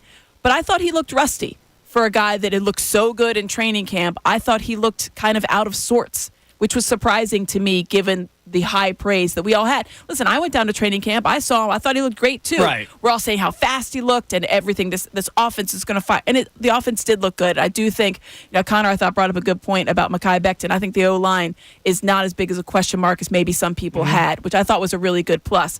But Jalen still looks like he has a couple of steps to catch up. And maybe that was the more surprising thing for me. The offense is going to be what it is. His lack of speed was alarming. Because that's what everybody talked about. I went on a rant a couple weeks ago about the there's a person in the city that may track interceptions about Jalen Hurts in training camp, and I think made a little career out of it, but I think it's ridiculous because a edge rusher in training camp or a linebacker or 11 people on the other side of the football can't touch the quarterback because they have that red pinny on, and so a quarterback can avoid pressure against a guy that's not going to touch you, or a defensive edge rusher might stop because they don't want to run in the quarterback. So that gives the quarterback an extra second to hit the receiver in training camp because they can't touch the quarterback. Exactly. And the confidence that the quarterback knows you're not getting to me. You're not even going to come close to me. Right. Like, imagine that. You have whatever seconds you think you have in your mind, add 3 or 4 to that because you know that guy's not coming in. You have all the time in the world for your guys to get open because no one's coming at you. So for the he had no interceptions, party that we all had in the off season, who cares? I think looking ahead too, I believe the toughest team on their NFC schedule, and that includes Dallas, who looked so great on Sunday. Yeah, they did. I think they won the biggest game that they're going to have to face in the NFC. Green Bay, I think, is right there. Dallas may be on the same. I think you say that because we all say the same thing. Well, they're going to split with Dallas. Yeah, and I always expect that there's going to be a split with the Cowboys. If you lose the first game with Dallas, then that second game will be the biggest game against an NFC opponent. I still think this is going to be a huge win in retrospect. Absolutely. We're going to say, wow, and getting you up in these 4 games right off the bat in the NFC, it's going to tell a big tale come January. It's huge because then you're setting the table for yourself to really come home well.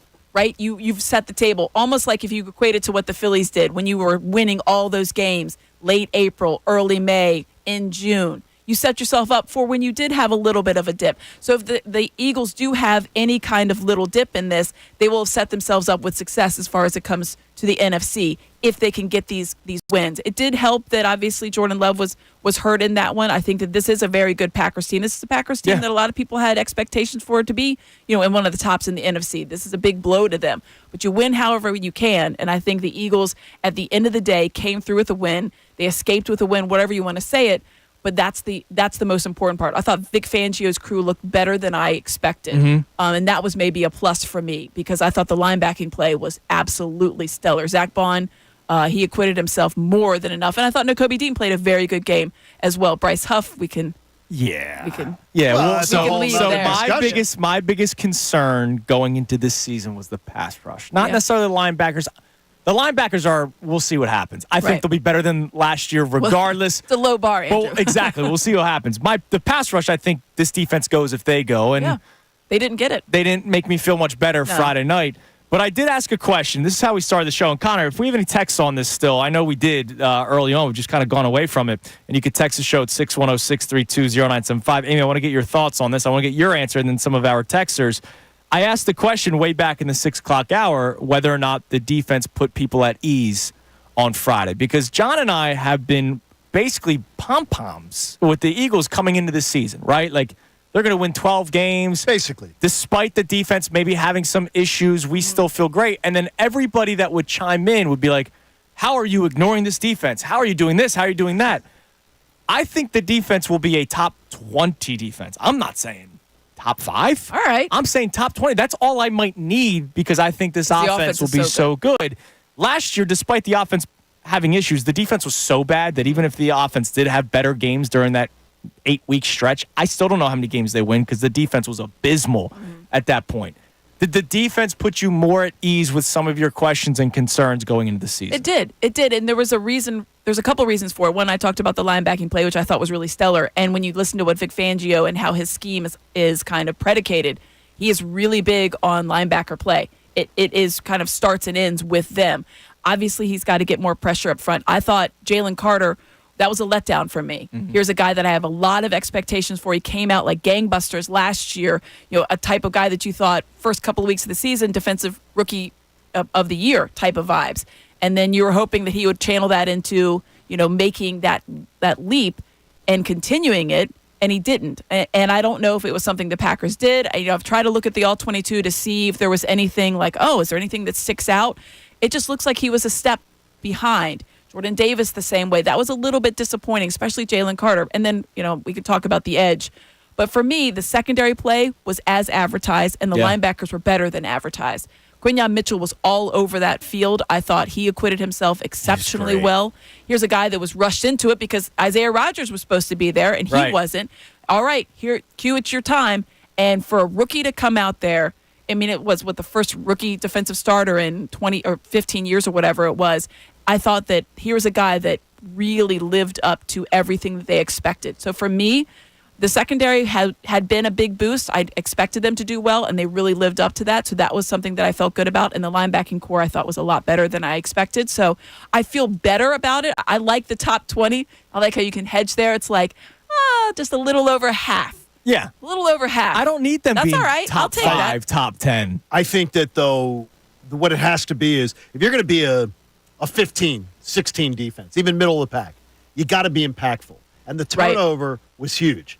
And that's what Massive. they didn't do last year. Yeah. Correct. They weren't turning people over. They weren't And they getting did the in ball 2022. back. And that's what they did. They're eight interceptions away already from tying last year. Like, I really do think as long as they're impactful, because that has been a signature of Vic Fangio defenses, is taking the ball away. Absolutely. And I think that can cover a lot of blemishes. And then you give your offense, which is so vaunted, right? It's so, exciting and multifaceted with Saquon Barkley and all your receivers. You give them a nice field, a short field to work with, then I think you're really going to be in good position because you have that. You have to get pressure, though, on the quarterback to create those. You watch that Steelers game, and gosh, that Steelers offense is it's amazing. But the reason they won that game was defense. They got to Kirk Cousins all the time. And now that Kirk Cousins is going to be coming in here on Monday night, we all know his record. What's he, like 2-14 or whatever it is? Right, in the primetime games. Yeah, it's terrible in primetime games. But the reason that the Falcons didn't win is because Kirk Cousins couldn't get the ball off. And he also, too, one of the things being pointed out, my buddy Brian Finneran down in Atlanta, they were running all the time out of the pistol. Every single, they weren't mixing it up. And they're wondering how healthy was Cousins going into that game? And is he trying to rush himself back sort of like Carson Wentz in 2018? Listen, if I got paid what Kirk Cousins got paid, I'd be rushing myself back, Well, too. he is. Yeah. And I think that's what it is. He might have rushed himself. You could be getting – that means you could have a sitting duck back there on Monday night. You better take advantage. Then we better have a different conversation with you next Tuesday. Yeah, and that's the thing I'm thinking about is I watched that – when I watched that Steelers-Falcons game, I thought, if the Eagles don't somehow take a page from this, and obviously the Falcons are going to try to adjust and make a little bit of a different looks for their offense. I can't imagine they're going to run the pistol the entire – who knows? Maybe they will. Maybe that's what Kirk Cousins wants to do. But I feel like they had so much pressure. Every time you watched him drop back, every time he had the ball, T.J. Watt was right there. Minka Fitzpatrick was right. They're all right there. Between the tackles was collapsing. Yeah. Constantly. And that's what you better see. And so I'm trying to equate it to the Eagles, and I'm thinking if I don't see Jalen Carter coming right up that middle every single time, and I'm sure Vic Fangio obviously has realized this. We're watching it. Right. He's watched it. I couldn't, when I was looking at the All-22, I couldn't figure out what I was missing, why he wasn't right up there at the front making that big push. I'm not sure if it was scheme as much. It was hesitation on his part. I don't know, because it was something that confused me. And the field condition talk goes out the window next week, right? Like, look, right. I get the you want to fields make were not that an great. excuse? Yeah. Fine. Next week, that excuse is out the window. But you're All right. slipping and sliding. What do we have on the text line, Connor, about our initial topic today about whether or not the defense put people at ease for this season? I figured we'd go to Kentucky to start. Is that okay with you, Amy? That's fine. Shout out. All right. Blaine in Kentucky said, for a defense with a lot of new starters and a new coordinator, I think it was a very encouraging performance other than the pass rush. Q and Bond looked great, and I think Nakobe Dean played a really underrated game. I think so, overall, too. I was happy with the defense as a whole. Yeah, and look, that's a start. From last year, like, I'm happy with the defense. That's 50 times better than what you had last year. I would have taken, disappointed in the defense last year. Sure, especially against an opponent like Green Bay. Right. Correct. Because last year, you won the opening game by 5 at New England, and you got a defensive pick 6 by Slay in that game. So the defense was actually better than the offense early on. We didn't know what was going to happen. Yeah, I mean, that defense still Opponent matters. Yeah, they still look pretty bad last year. They did. Overall, and I think that's when everybody thought, like, that 10-win start, you thought, oh, this doesn't exactly look like a 10-win start because nothing really looked that good. I think there was aspects that did look good in this one, and I think that's really what you have to take away. After a preseason of a lot of hype, you wanted to see what it looked like, and I thought, all right, well, it looks pretty good. Not great, but it looks pretty good. Yeah. Now, you're wearing red today. I can't. Was there a logo on there? It The is. computer. What is it? Oh, Brotherly Love. Brotherly So Love. it's Sixers. Yeah. I didn't know if it was Phillies. There's a reason why I asked the color, or if it was a Phillies sweatshirt. So we had a debate this morning, and I know Connor and I are. It seems like on an island. Do you like being on an island with me? I like being right, and I think we're right. Well, you two can lather That's yourselves up in suntan lotion later. Yeah. Get to the point. John's excited he's going to be listening intently to the best show ever today because he thinks Ricky's going to come after us. Ricky's going to take a 2x4 to both of them. So on this Harper show. This is 100% correct. Ricky's absolutely going to. The Harper moment yesterday. We would love to get your reaction on Bryce Harper hitting one to right field, thinking it was gone. And Don't skew the jury. And Say it what not he being did. gone. And he did not hustle out of the box. He eventually turned on the Jets, but it was too late. What was your reaction, Amy Fadul, to Bryce Harper in the 9th inning last night? I was not surprised. I mean, it was this. I mean, I've seen this guy now for years, even when he was with the Nationals. Yeah. Let's face it, the guy's been on the national stage. Right. He's one of the best players in baseball for a decade at this point. No, I was just like, of course he did. I guess I kind of shrugged it off, and I thought, all right. He does so many. Before he was screaming. He was screaming. Of course he was. Before he even got to first, yeah. John Kruk, with integrity in the broadcast, goes, "What are you?" With integrity. He slips in with integrity. Wait a minute here. Let me get a thought out without you editorializing. Okay. John Mr. Kruk, Integrity. broadcasting the game, before Bryce Harper touches first, says, "What are you doing? That can't happen. That's unacceptable. It's ridiculous. You're a guy, you haven't hit a home run in a month. And it's a big game. And you're lecturing the media the other day about, don't bring up magic numbers to me. This team's got to have urgency. And then you don't play with urgency. So stop kissing his ass and start saying, this is unacceptable. And if another player did it that wasn't Bryce Harper, that everybody didn't, love him with his Fanatic jacket and shoes, you'd be criticizing him. Now it's a pandering thing. It's a Harper gets different rules. Can I ask a because question? of that? Yes, you may. Did we care about Kyle Schwarber not leaving the box for about 5 seconds after he hit his? I haven't seen many of Kyle Schwarber. I don't. Now I may be wrong. That Now, look, happened. So did it bother you? Let me breathe. I'm letting you go. I think that I don't remember us ever having a non-hustle conversation about Schwarber because he runs 10 feet a second. Maybe he runs like Ted. Exactly. He runs the best. like Ted, but you I can't. could watch him run. But all here's day. Let Amy. All right. Go ahead, Amy. So I just feel like, and I get what you're saying as far as you think he gets a pass. I do.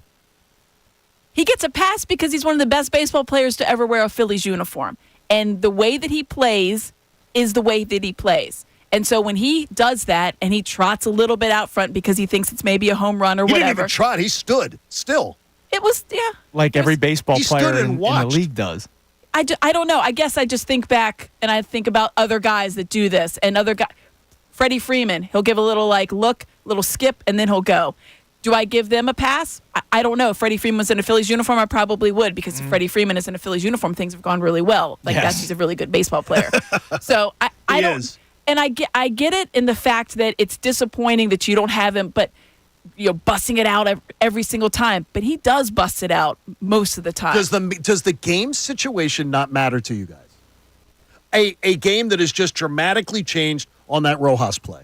It's bottom of the 9th, trying to win a game. Yeah, and You've lost two in a row. You lost to the wretched Marlins, and you're styling and profiling. You're hot He dogging thought it. off the bat it was a home run. He did, and he's done that 332 times in his career. Game awareness, does it not say, I got to be busting it? I don't understand. It's a lack of game awareness at the very least. Well, then 45,000 people had a lack of game awareness, Yeah, I don't know. including everyone on the Phillies I dugout don't know that it was lack climbed up. of game awareness. I think it was, if you want to call it showboating or whatever. And he was showboating. That's what he's the showman. He literally wears a bandana with that on he there. does. It's a showman. So if he's going to sit back and admire his home run, which he's done 332 times, go for it. And the thing that I don't like is you say lack of hustle. It wasn't that he hit a grounder and walked to Well, first. we've seen that too. Yeah, that I don't like. Numerous times. But this wasn't a lack of hustle. This was a lack I of would be 100% awareness, on your I guess. side if it was a grounder and he wasn't trying to get it out. Right. I That's think me. this was a lack of feel. I think he thought it was gone. Game awareness. He was a lack of feel. Game awareness. That would be his game awareness, not the game awareness. All right, coming up next, we'll continue this discussion. But also, I want to put on our organization caps because there are high-priced quarterbacks in the NFL that stink. Breaking news for Amy Fadul. I mean, come on. But it might be easier said than done. We'll discuss that next. It's Kincade and Salciunas, 97.5 The Fanatic.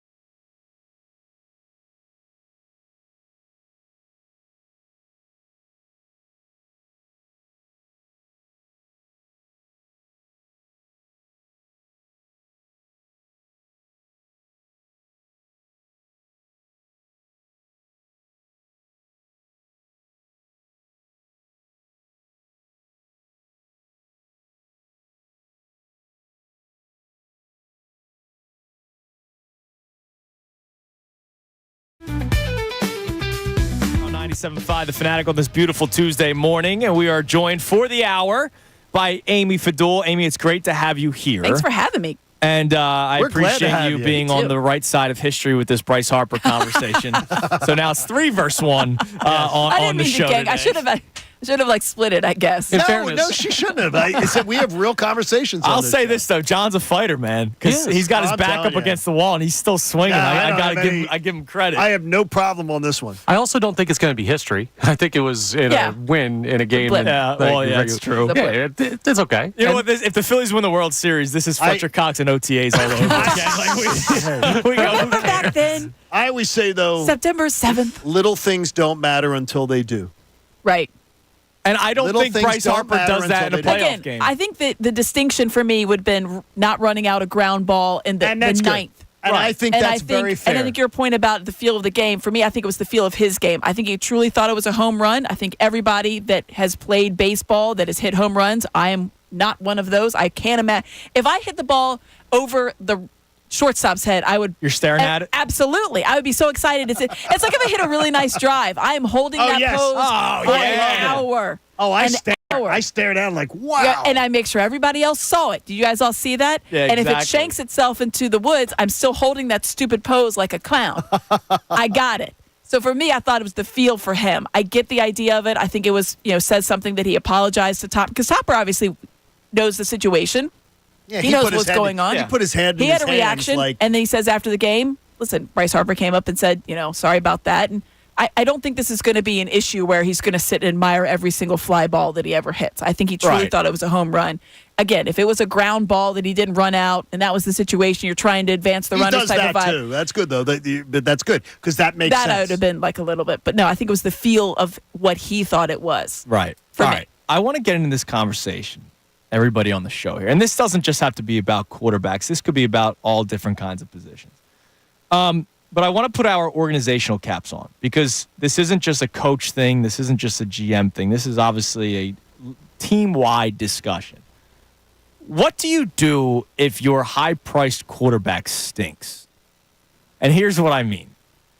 If you're the Cleveland Browns, What a bad contract. first off, that dude is a horrible human being, and that story that came out yesterday adds to it. And I would not be surprised if that had been known already in Cleveland, and they kept it under the bus, which is despicable. Mm-hmm.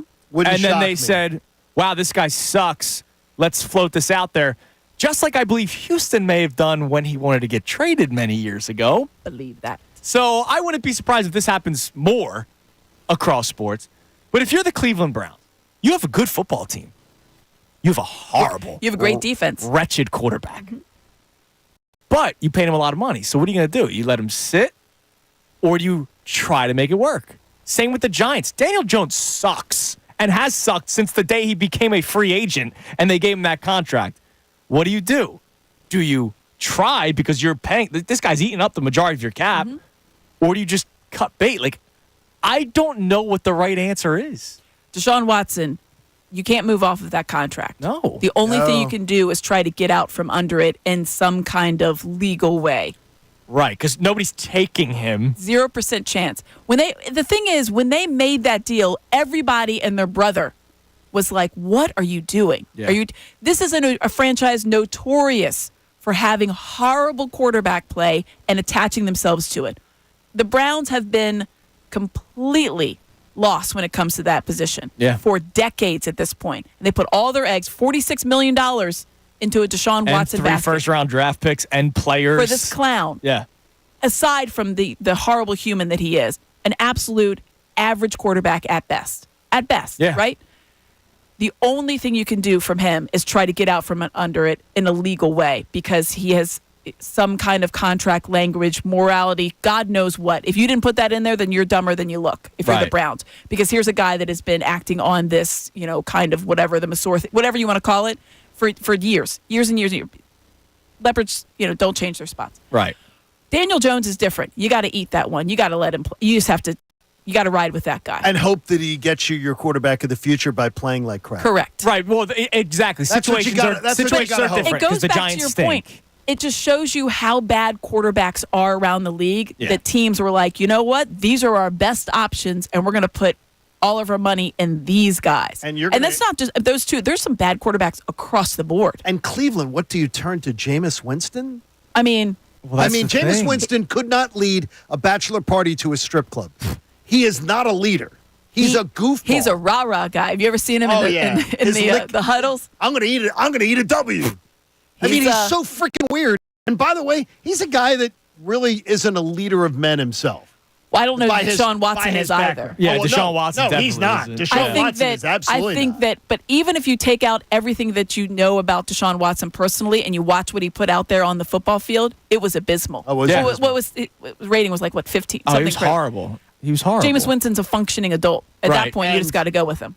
We're lucky that Howie didn't really pursue it too far. No, we are, and he was. Because he looked into it. At least I think the Atlanta Falcons tried to make the deal that forced Cleveland to pay him what they did. Right, exactly. It's just remarkable that people thought what they saw in Houston was something that was worthy of being paid $40+ million. Like, I watched him in Houston. Dynamic at times. Yeah, made some great plays. Yeah, not a great decision maker. Not the best, leader certainly out there. Not a guy that you would put a franchise in charge. Like, it was very confusing to me, and that was before anything else had come out. He never evoked that leadership quarterback. I'm your guy. I can take your reins of your team. Even when he was playing well, even when you didn't know all about all the other stuff. And you know this from covering sports and being in locker rooms. There's nothing players hate worse than being asked questions about another player in the room.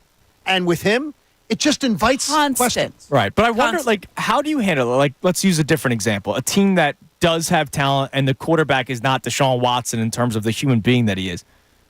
What if Kirk Cousins is done? He might be toast. What if he's done? You drafted, and that's guaranteed money. That's guaranteed $100 million. Do you move on to Penix during this season, who you used a first-round pick on, or do you try the guy that you paid $180 million guaranteed money to? You tried for a year, and it's not like the Falcons are a bad roster. Like, they're the favorite in the NFC South. The GM is going to, who is fighting for his job, is going to give Kirk Cousins every opportunity. And that's why. That's why. Because the GM's fighting for his job. He's fighting for his job. And that's what's a brand new head coach. But the thing is also going to go, what am I doing here? Now, he may have more rope to be able to go, I feel better because I can go to Penix and have a grace period. You watch that game, the Steelers-Falcons game. You saw Art Blank down there.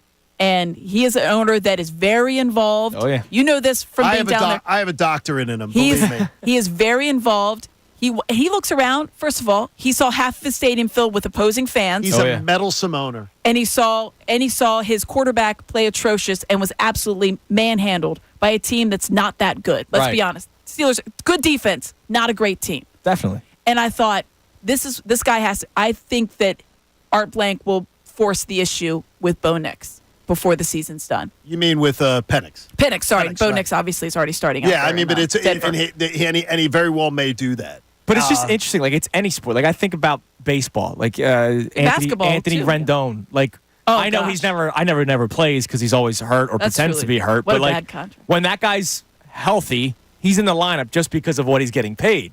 So a prospect Phillies. might be losing an opportunity Phillies because stuck with of it. Taiwan Walker eons after they should have. Because why? Because of his contract. Right. So, like, that's like it's dictated by that. It's harder than just saying, like, we like to do this all the time. Oh, just get rid of him. Yeah. It's not how it works. But that's hard. Like, if you want to win, baseball's a little bit different because Walker's, it's once every 5 days. Right. The quarterback's the quarterback. Right. You're either good or you're not. Yeah. And a lot of not so good quarterbacks are getting paid great money. I think that if I'm the Browns, you have to do something. You cannot keep trotting that guy out there for a myriad of reasons. They have a roster. Like, it's one thing. You mentioned the Giants. The Giants stink. Yeah. Whether it's Daniel Jones, maybe Patrick Mahomes. You're just going down with that maybe shit. Patrick Mahomes could win something You're with going that down team. with that shit. Other than that, they're gonna lose football games. Yeah. That's a really bad team. So you just go for it, right? But there are teams like the Falcons potentially this year if Kirk Cousins continues to play that he did in week 1. You have teams like the Browns where you have a great roster and just a horrible quarterback. But then, to your point, what do you do? The Raiders and Minshew. Minshew's not the answer. No. So you got to think about who you going to next. What's young quarterback play? It's incredible. You just go with the Panthers do and just think this is it. Like the Falcons, if they lose 2 or 3 more games, Michael Penix is coming in. Yeah, it's got to be. Like that's it. Just because they're like, all right, well this season was a wash. We've got this guy. We traded up to draft him. This is our guy now. And then no one will take that Cousins contract out from under you. Zero. No. Not without you eating it. And then the question is, And you because it's can't. easy for me, because John, we've been doing the show for since March. You know how I feel about quarterback play in the NFL right now. I think it's horrible, and they are getting paid for nothing. Like Trevor Lawrence has gotten paid for doing absolutely nothing. That's remarkable. But then what's the alternative routes? Obviously, you can draft a quarterback, but you have to be pretty high on the draft board. Trevor Lawrence will win you enough games where you're not going to be drafting. You might be a wild card team every year with Trevor Lawrence. Absolutely. Or you're the Seahawks, and you pay a vet in Geno Smith. And they've been in the playoffs 3 or 4 years. I know he's never going to win. No. Right, exactly. So, like, what do He'll you get you do? through. It's hard. That's the Sixers from 2009. You're like an 8-9 seed. Right, you That's go, who you are. We're going to make the playoffs, but are we're we not going to do win anything. anything? No, you're the 8-9. It's tough. All right, coming up next, we got the Kincade Salciunas Key 3 and another segment left with Amy. It's been a fun day today on this Tuesday morning right here, 97.5 The Fanatic. Fan.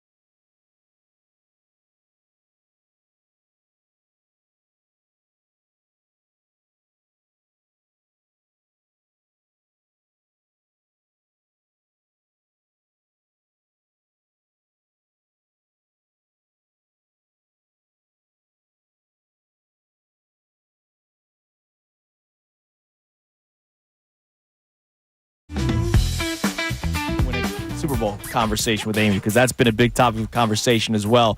We'll get to that in a few minutes, but it is time now for the Kincade Salciunas Key 3 presented by Von C. Brewing. Now, the Kincade Salciunas Key 3. Today's best. You and I were trying to be beacons of light this offseason. That is what we do. Which is weird because everybody believes that the sports radio media in Philadelphia is the negative group. Oh, you're trying to run players out of town. You're trying to get everybody fired. This is why the teams don't win. It's the media's fault, right? You've heard all that stuff. Oh, I have for years, yeah. For some reason this offseason, you and I were so positive about this Eagles team that we started getting pushback and not like, oh, you guys are going to jinx it. No, people legitimately disagreed with our opinions about this Eagles team. Now, let's just say this as a precursor to this conversation. One game doesn't mean we were right. A 3-1, 4-0 start would absolutely mean we were completely correct. Right. So there's a lot more work that has to be done. But I'm more confident than ever after seeing them in the first game. Well, and that's the point of the show. That's the team I'm looking at. Is that team? No, it's not. No, this is I'm trying to put people at ease day. We all together will try to do that to start the show with the defense. And obviously there were moments as the game continued, some bad tackling. Chauncey Gardner-Johnson completely burnt by Jaden Reed on the touchdown pass. Like, there were some bad moments. And look, there's going to be bad moments even against some of the better players in the NFL, right? I get that the Eagles defense is not going to be a top 5 defense in the NFL. But when did we ever say they were going to be? No. Look, my number that I was targeting, I said 12. I had them 12 to 14. Yeah, I think it was mine. 14 to 18, yeah, like 14, something like that. I think you and Connor were the same number. But top 20. Yeah. Both of us had them top 20. I thought they'd be 12 to 14. Right. And that was, to me, very bold. And I kind of saw a top 20-ish defense from the Philadelphia Inquirer, Inquirer.com, and back stateside, Jeff McClain joins us. Absolutely. I'm trying to do too much. I mean, the offense is just laid out there for him. He's got the best collection of skill players in the league. He's got one of the best offensive lines in the league. I mean, that line was great in that game. Just go out there and execute. Even despite all of his mistakes, they still scored 34 points. Jeff, they won in spite of Jalen. Last night, the Phillies win, and we're happy about it. But you are unhappy with Bryce Harper. Yeah. Johnny, I will let you start. I'm as unhappy as John Kruk, Ricky Pitalico, ex-major leaguers. That can't happen. As John Kruk said last night at the time, that's completely unacceptable. Again, what we saw out of Bryce Harper last night. Explain for the people that may have missed it. Literally styling and profiling, posing, thinking he'd hit a game-winning home run. And he ends up getting the longest single of the year that could have cost that team that game, the opportunity to win. It is ridiculous that we're talking about this again, that we're talking about it again, that, oh, well, what does it matter? You can't run hard every play. I heard that. Well, sometimes a weak grounder, you can't have him run hard every play because you'd end up getting injured. Well, that wasn't any weak grounder. That was atrocious, and that's completely unacceptable. You're trying to win a division. You're trying to be the number 1 seed. You're trying to get out of a funk, and you're literally posing at home plate like somebody's taking a picture for a poster of you. I don't get it.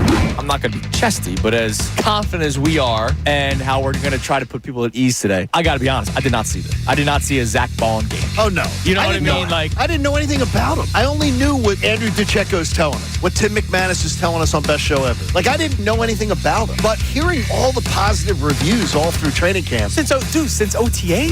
Hello, Amy. There was so much made in the training camp portion of the preseason of like, oh, how he hasn't made any mistakes. Yeah, okay, that's good, but that doesn't mean anything. He didn't make any mistakes in practice, and I thought that didn't really translate as well. But I thought he looked rusty.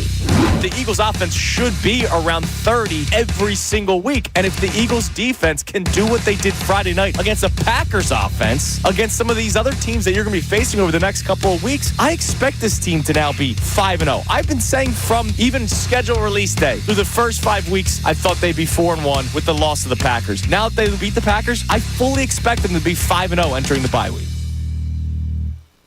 All right, that is the Kincade Salciunas Key 3 presented by Von C. Brewing Company in Norristown. You got to check out their Key 3. Oh, boy, do these sound delicious. The OG Pills Legendary Philly Lager, the Walking on Clouds IPA, and the Vienna Lager. You can visit them online at VonCbrewing.com. Find out where you can pick up your Key 3 from Von C today. Amy, the Vienna Lager is a 2-time Best of PA winner. All right. But are you saying that Amy would be more attracted to the Vienna Lager than maybe a darker one? I don't know. I don't know, but I want to not to put the Vienna Lager to shame, but the OG Pills Legendary Lager is the 2023 World Cup of Beer winner. Do you like a darker beer or a lighter beer? Lighter. I go lighter also. So you'd probably go with the OG Pills. OG Pills. And it's the 2023 World Beer Cup winner. Like, it's the World Cup winner. Congratulations on your success. They won the World Cup. It's the Messi of beers. It is. They won the World Cup. Unbelievable. All right, Amy, we had a conversation before we get out of here. A list of quarterbacks that I wrote down that can win a Super Bowl. Okay. Not that controversial ones. Not that I believe will win a Super Bowl. Like, I don't believe Tua Tagovailoa will win a Super Bowl. But I believe in his situation, he could. Because he could put up 45 points in a game. Absolutely. I did this because I wanted to put a lot of people at ease with Jalen Hurts. Because after that game, You have to think about the quarterbacks who've won Super Bowls. That's Trent Dilfer. Well, the good and the bad. Correct. Because Nick there's Foles. the Bradys. I know everyone don't want to say it. Mahomes. Nick Foles. Yeah. Like, there are a lot of quarterbacks that can win a Super Bowl. And even if Jalen Hurts isn't the Jalen Hurts from 2 years ago, my point of this was he's got to be better than Friday night, but he still can win a Super Bowl. Absolutely. And I think people are on edge right now. They think he might be trending in the opposite direction. Listen, there's going to be a lot of moments this season where we're going to have PTSD from last year. It's just going to creep up in our fandom, and that's just how it is. Because as much as those guys want to move on from last year, we all do. You can't not think about it. So when you see some kind of glimpses and cracks in that, you think, are we going back to 2023? We're hoping to get 2022 back. I don't want 2023 back. I don't want any part of that. I don't even want a 10-1 start. I don't want 10-1 because that was a false 10-1. Yeah, you want 10-2. But the year before the 10-1 was 9-2. So I'm going to take my chances. I'll take that one. Yeah, you want that one. I don't want 10. I don't want last year's. I think we're going to be able to tell by October. I think what's real. I think what 4 isn't. games in. Yeah. I think how they start these next 4 games and what he looks like will be a little bit more of a realistic view of what you're going to see Jalen Hurts throughout the season. Yeah, hey, support life-saving cancer research. Join us and our generous partner, Pierce Phelps Bryan Heating and Air Conditioning Contractors. Make a donation today to the American Association for Cancer Research. You can do it at 975thefanatic.com/AACR because cancer research saves lives. I need a bigger trash can. And Andrew Salciunas litters. Yeah, I need a bigger trash can. Saw that. Great having Amy with us. Thank you very much Thank for joining you guys us. for having We'll be me. talking again We'll look next forward week. to it. You want to hang out? You want to hang out with us again? Absolutely. All right, good. We're looking Count forward on to it. Everybody have a great rest of your day. The Mike Missanelli Show coming your way next with Bill Colarulo and Ray Dunn. We'll be back at it tomorrow morning on an Adam Schefter Wednesday morning on Kincade Salciunas right here, 97.5 The Fanatic.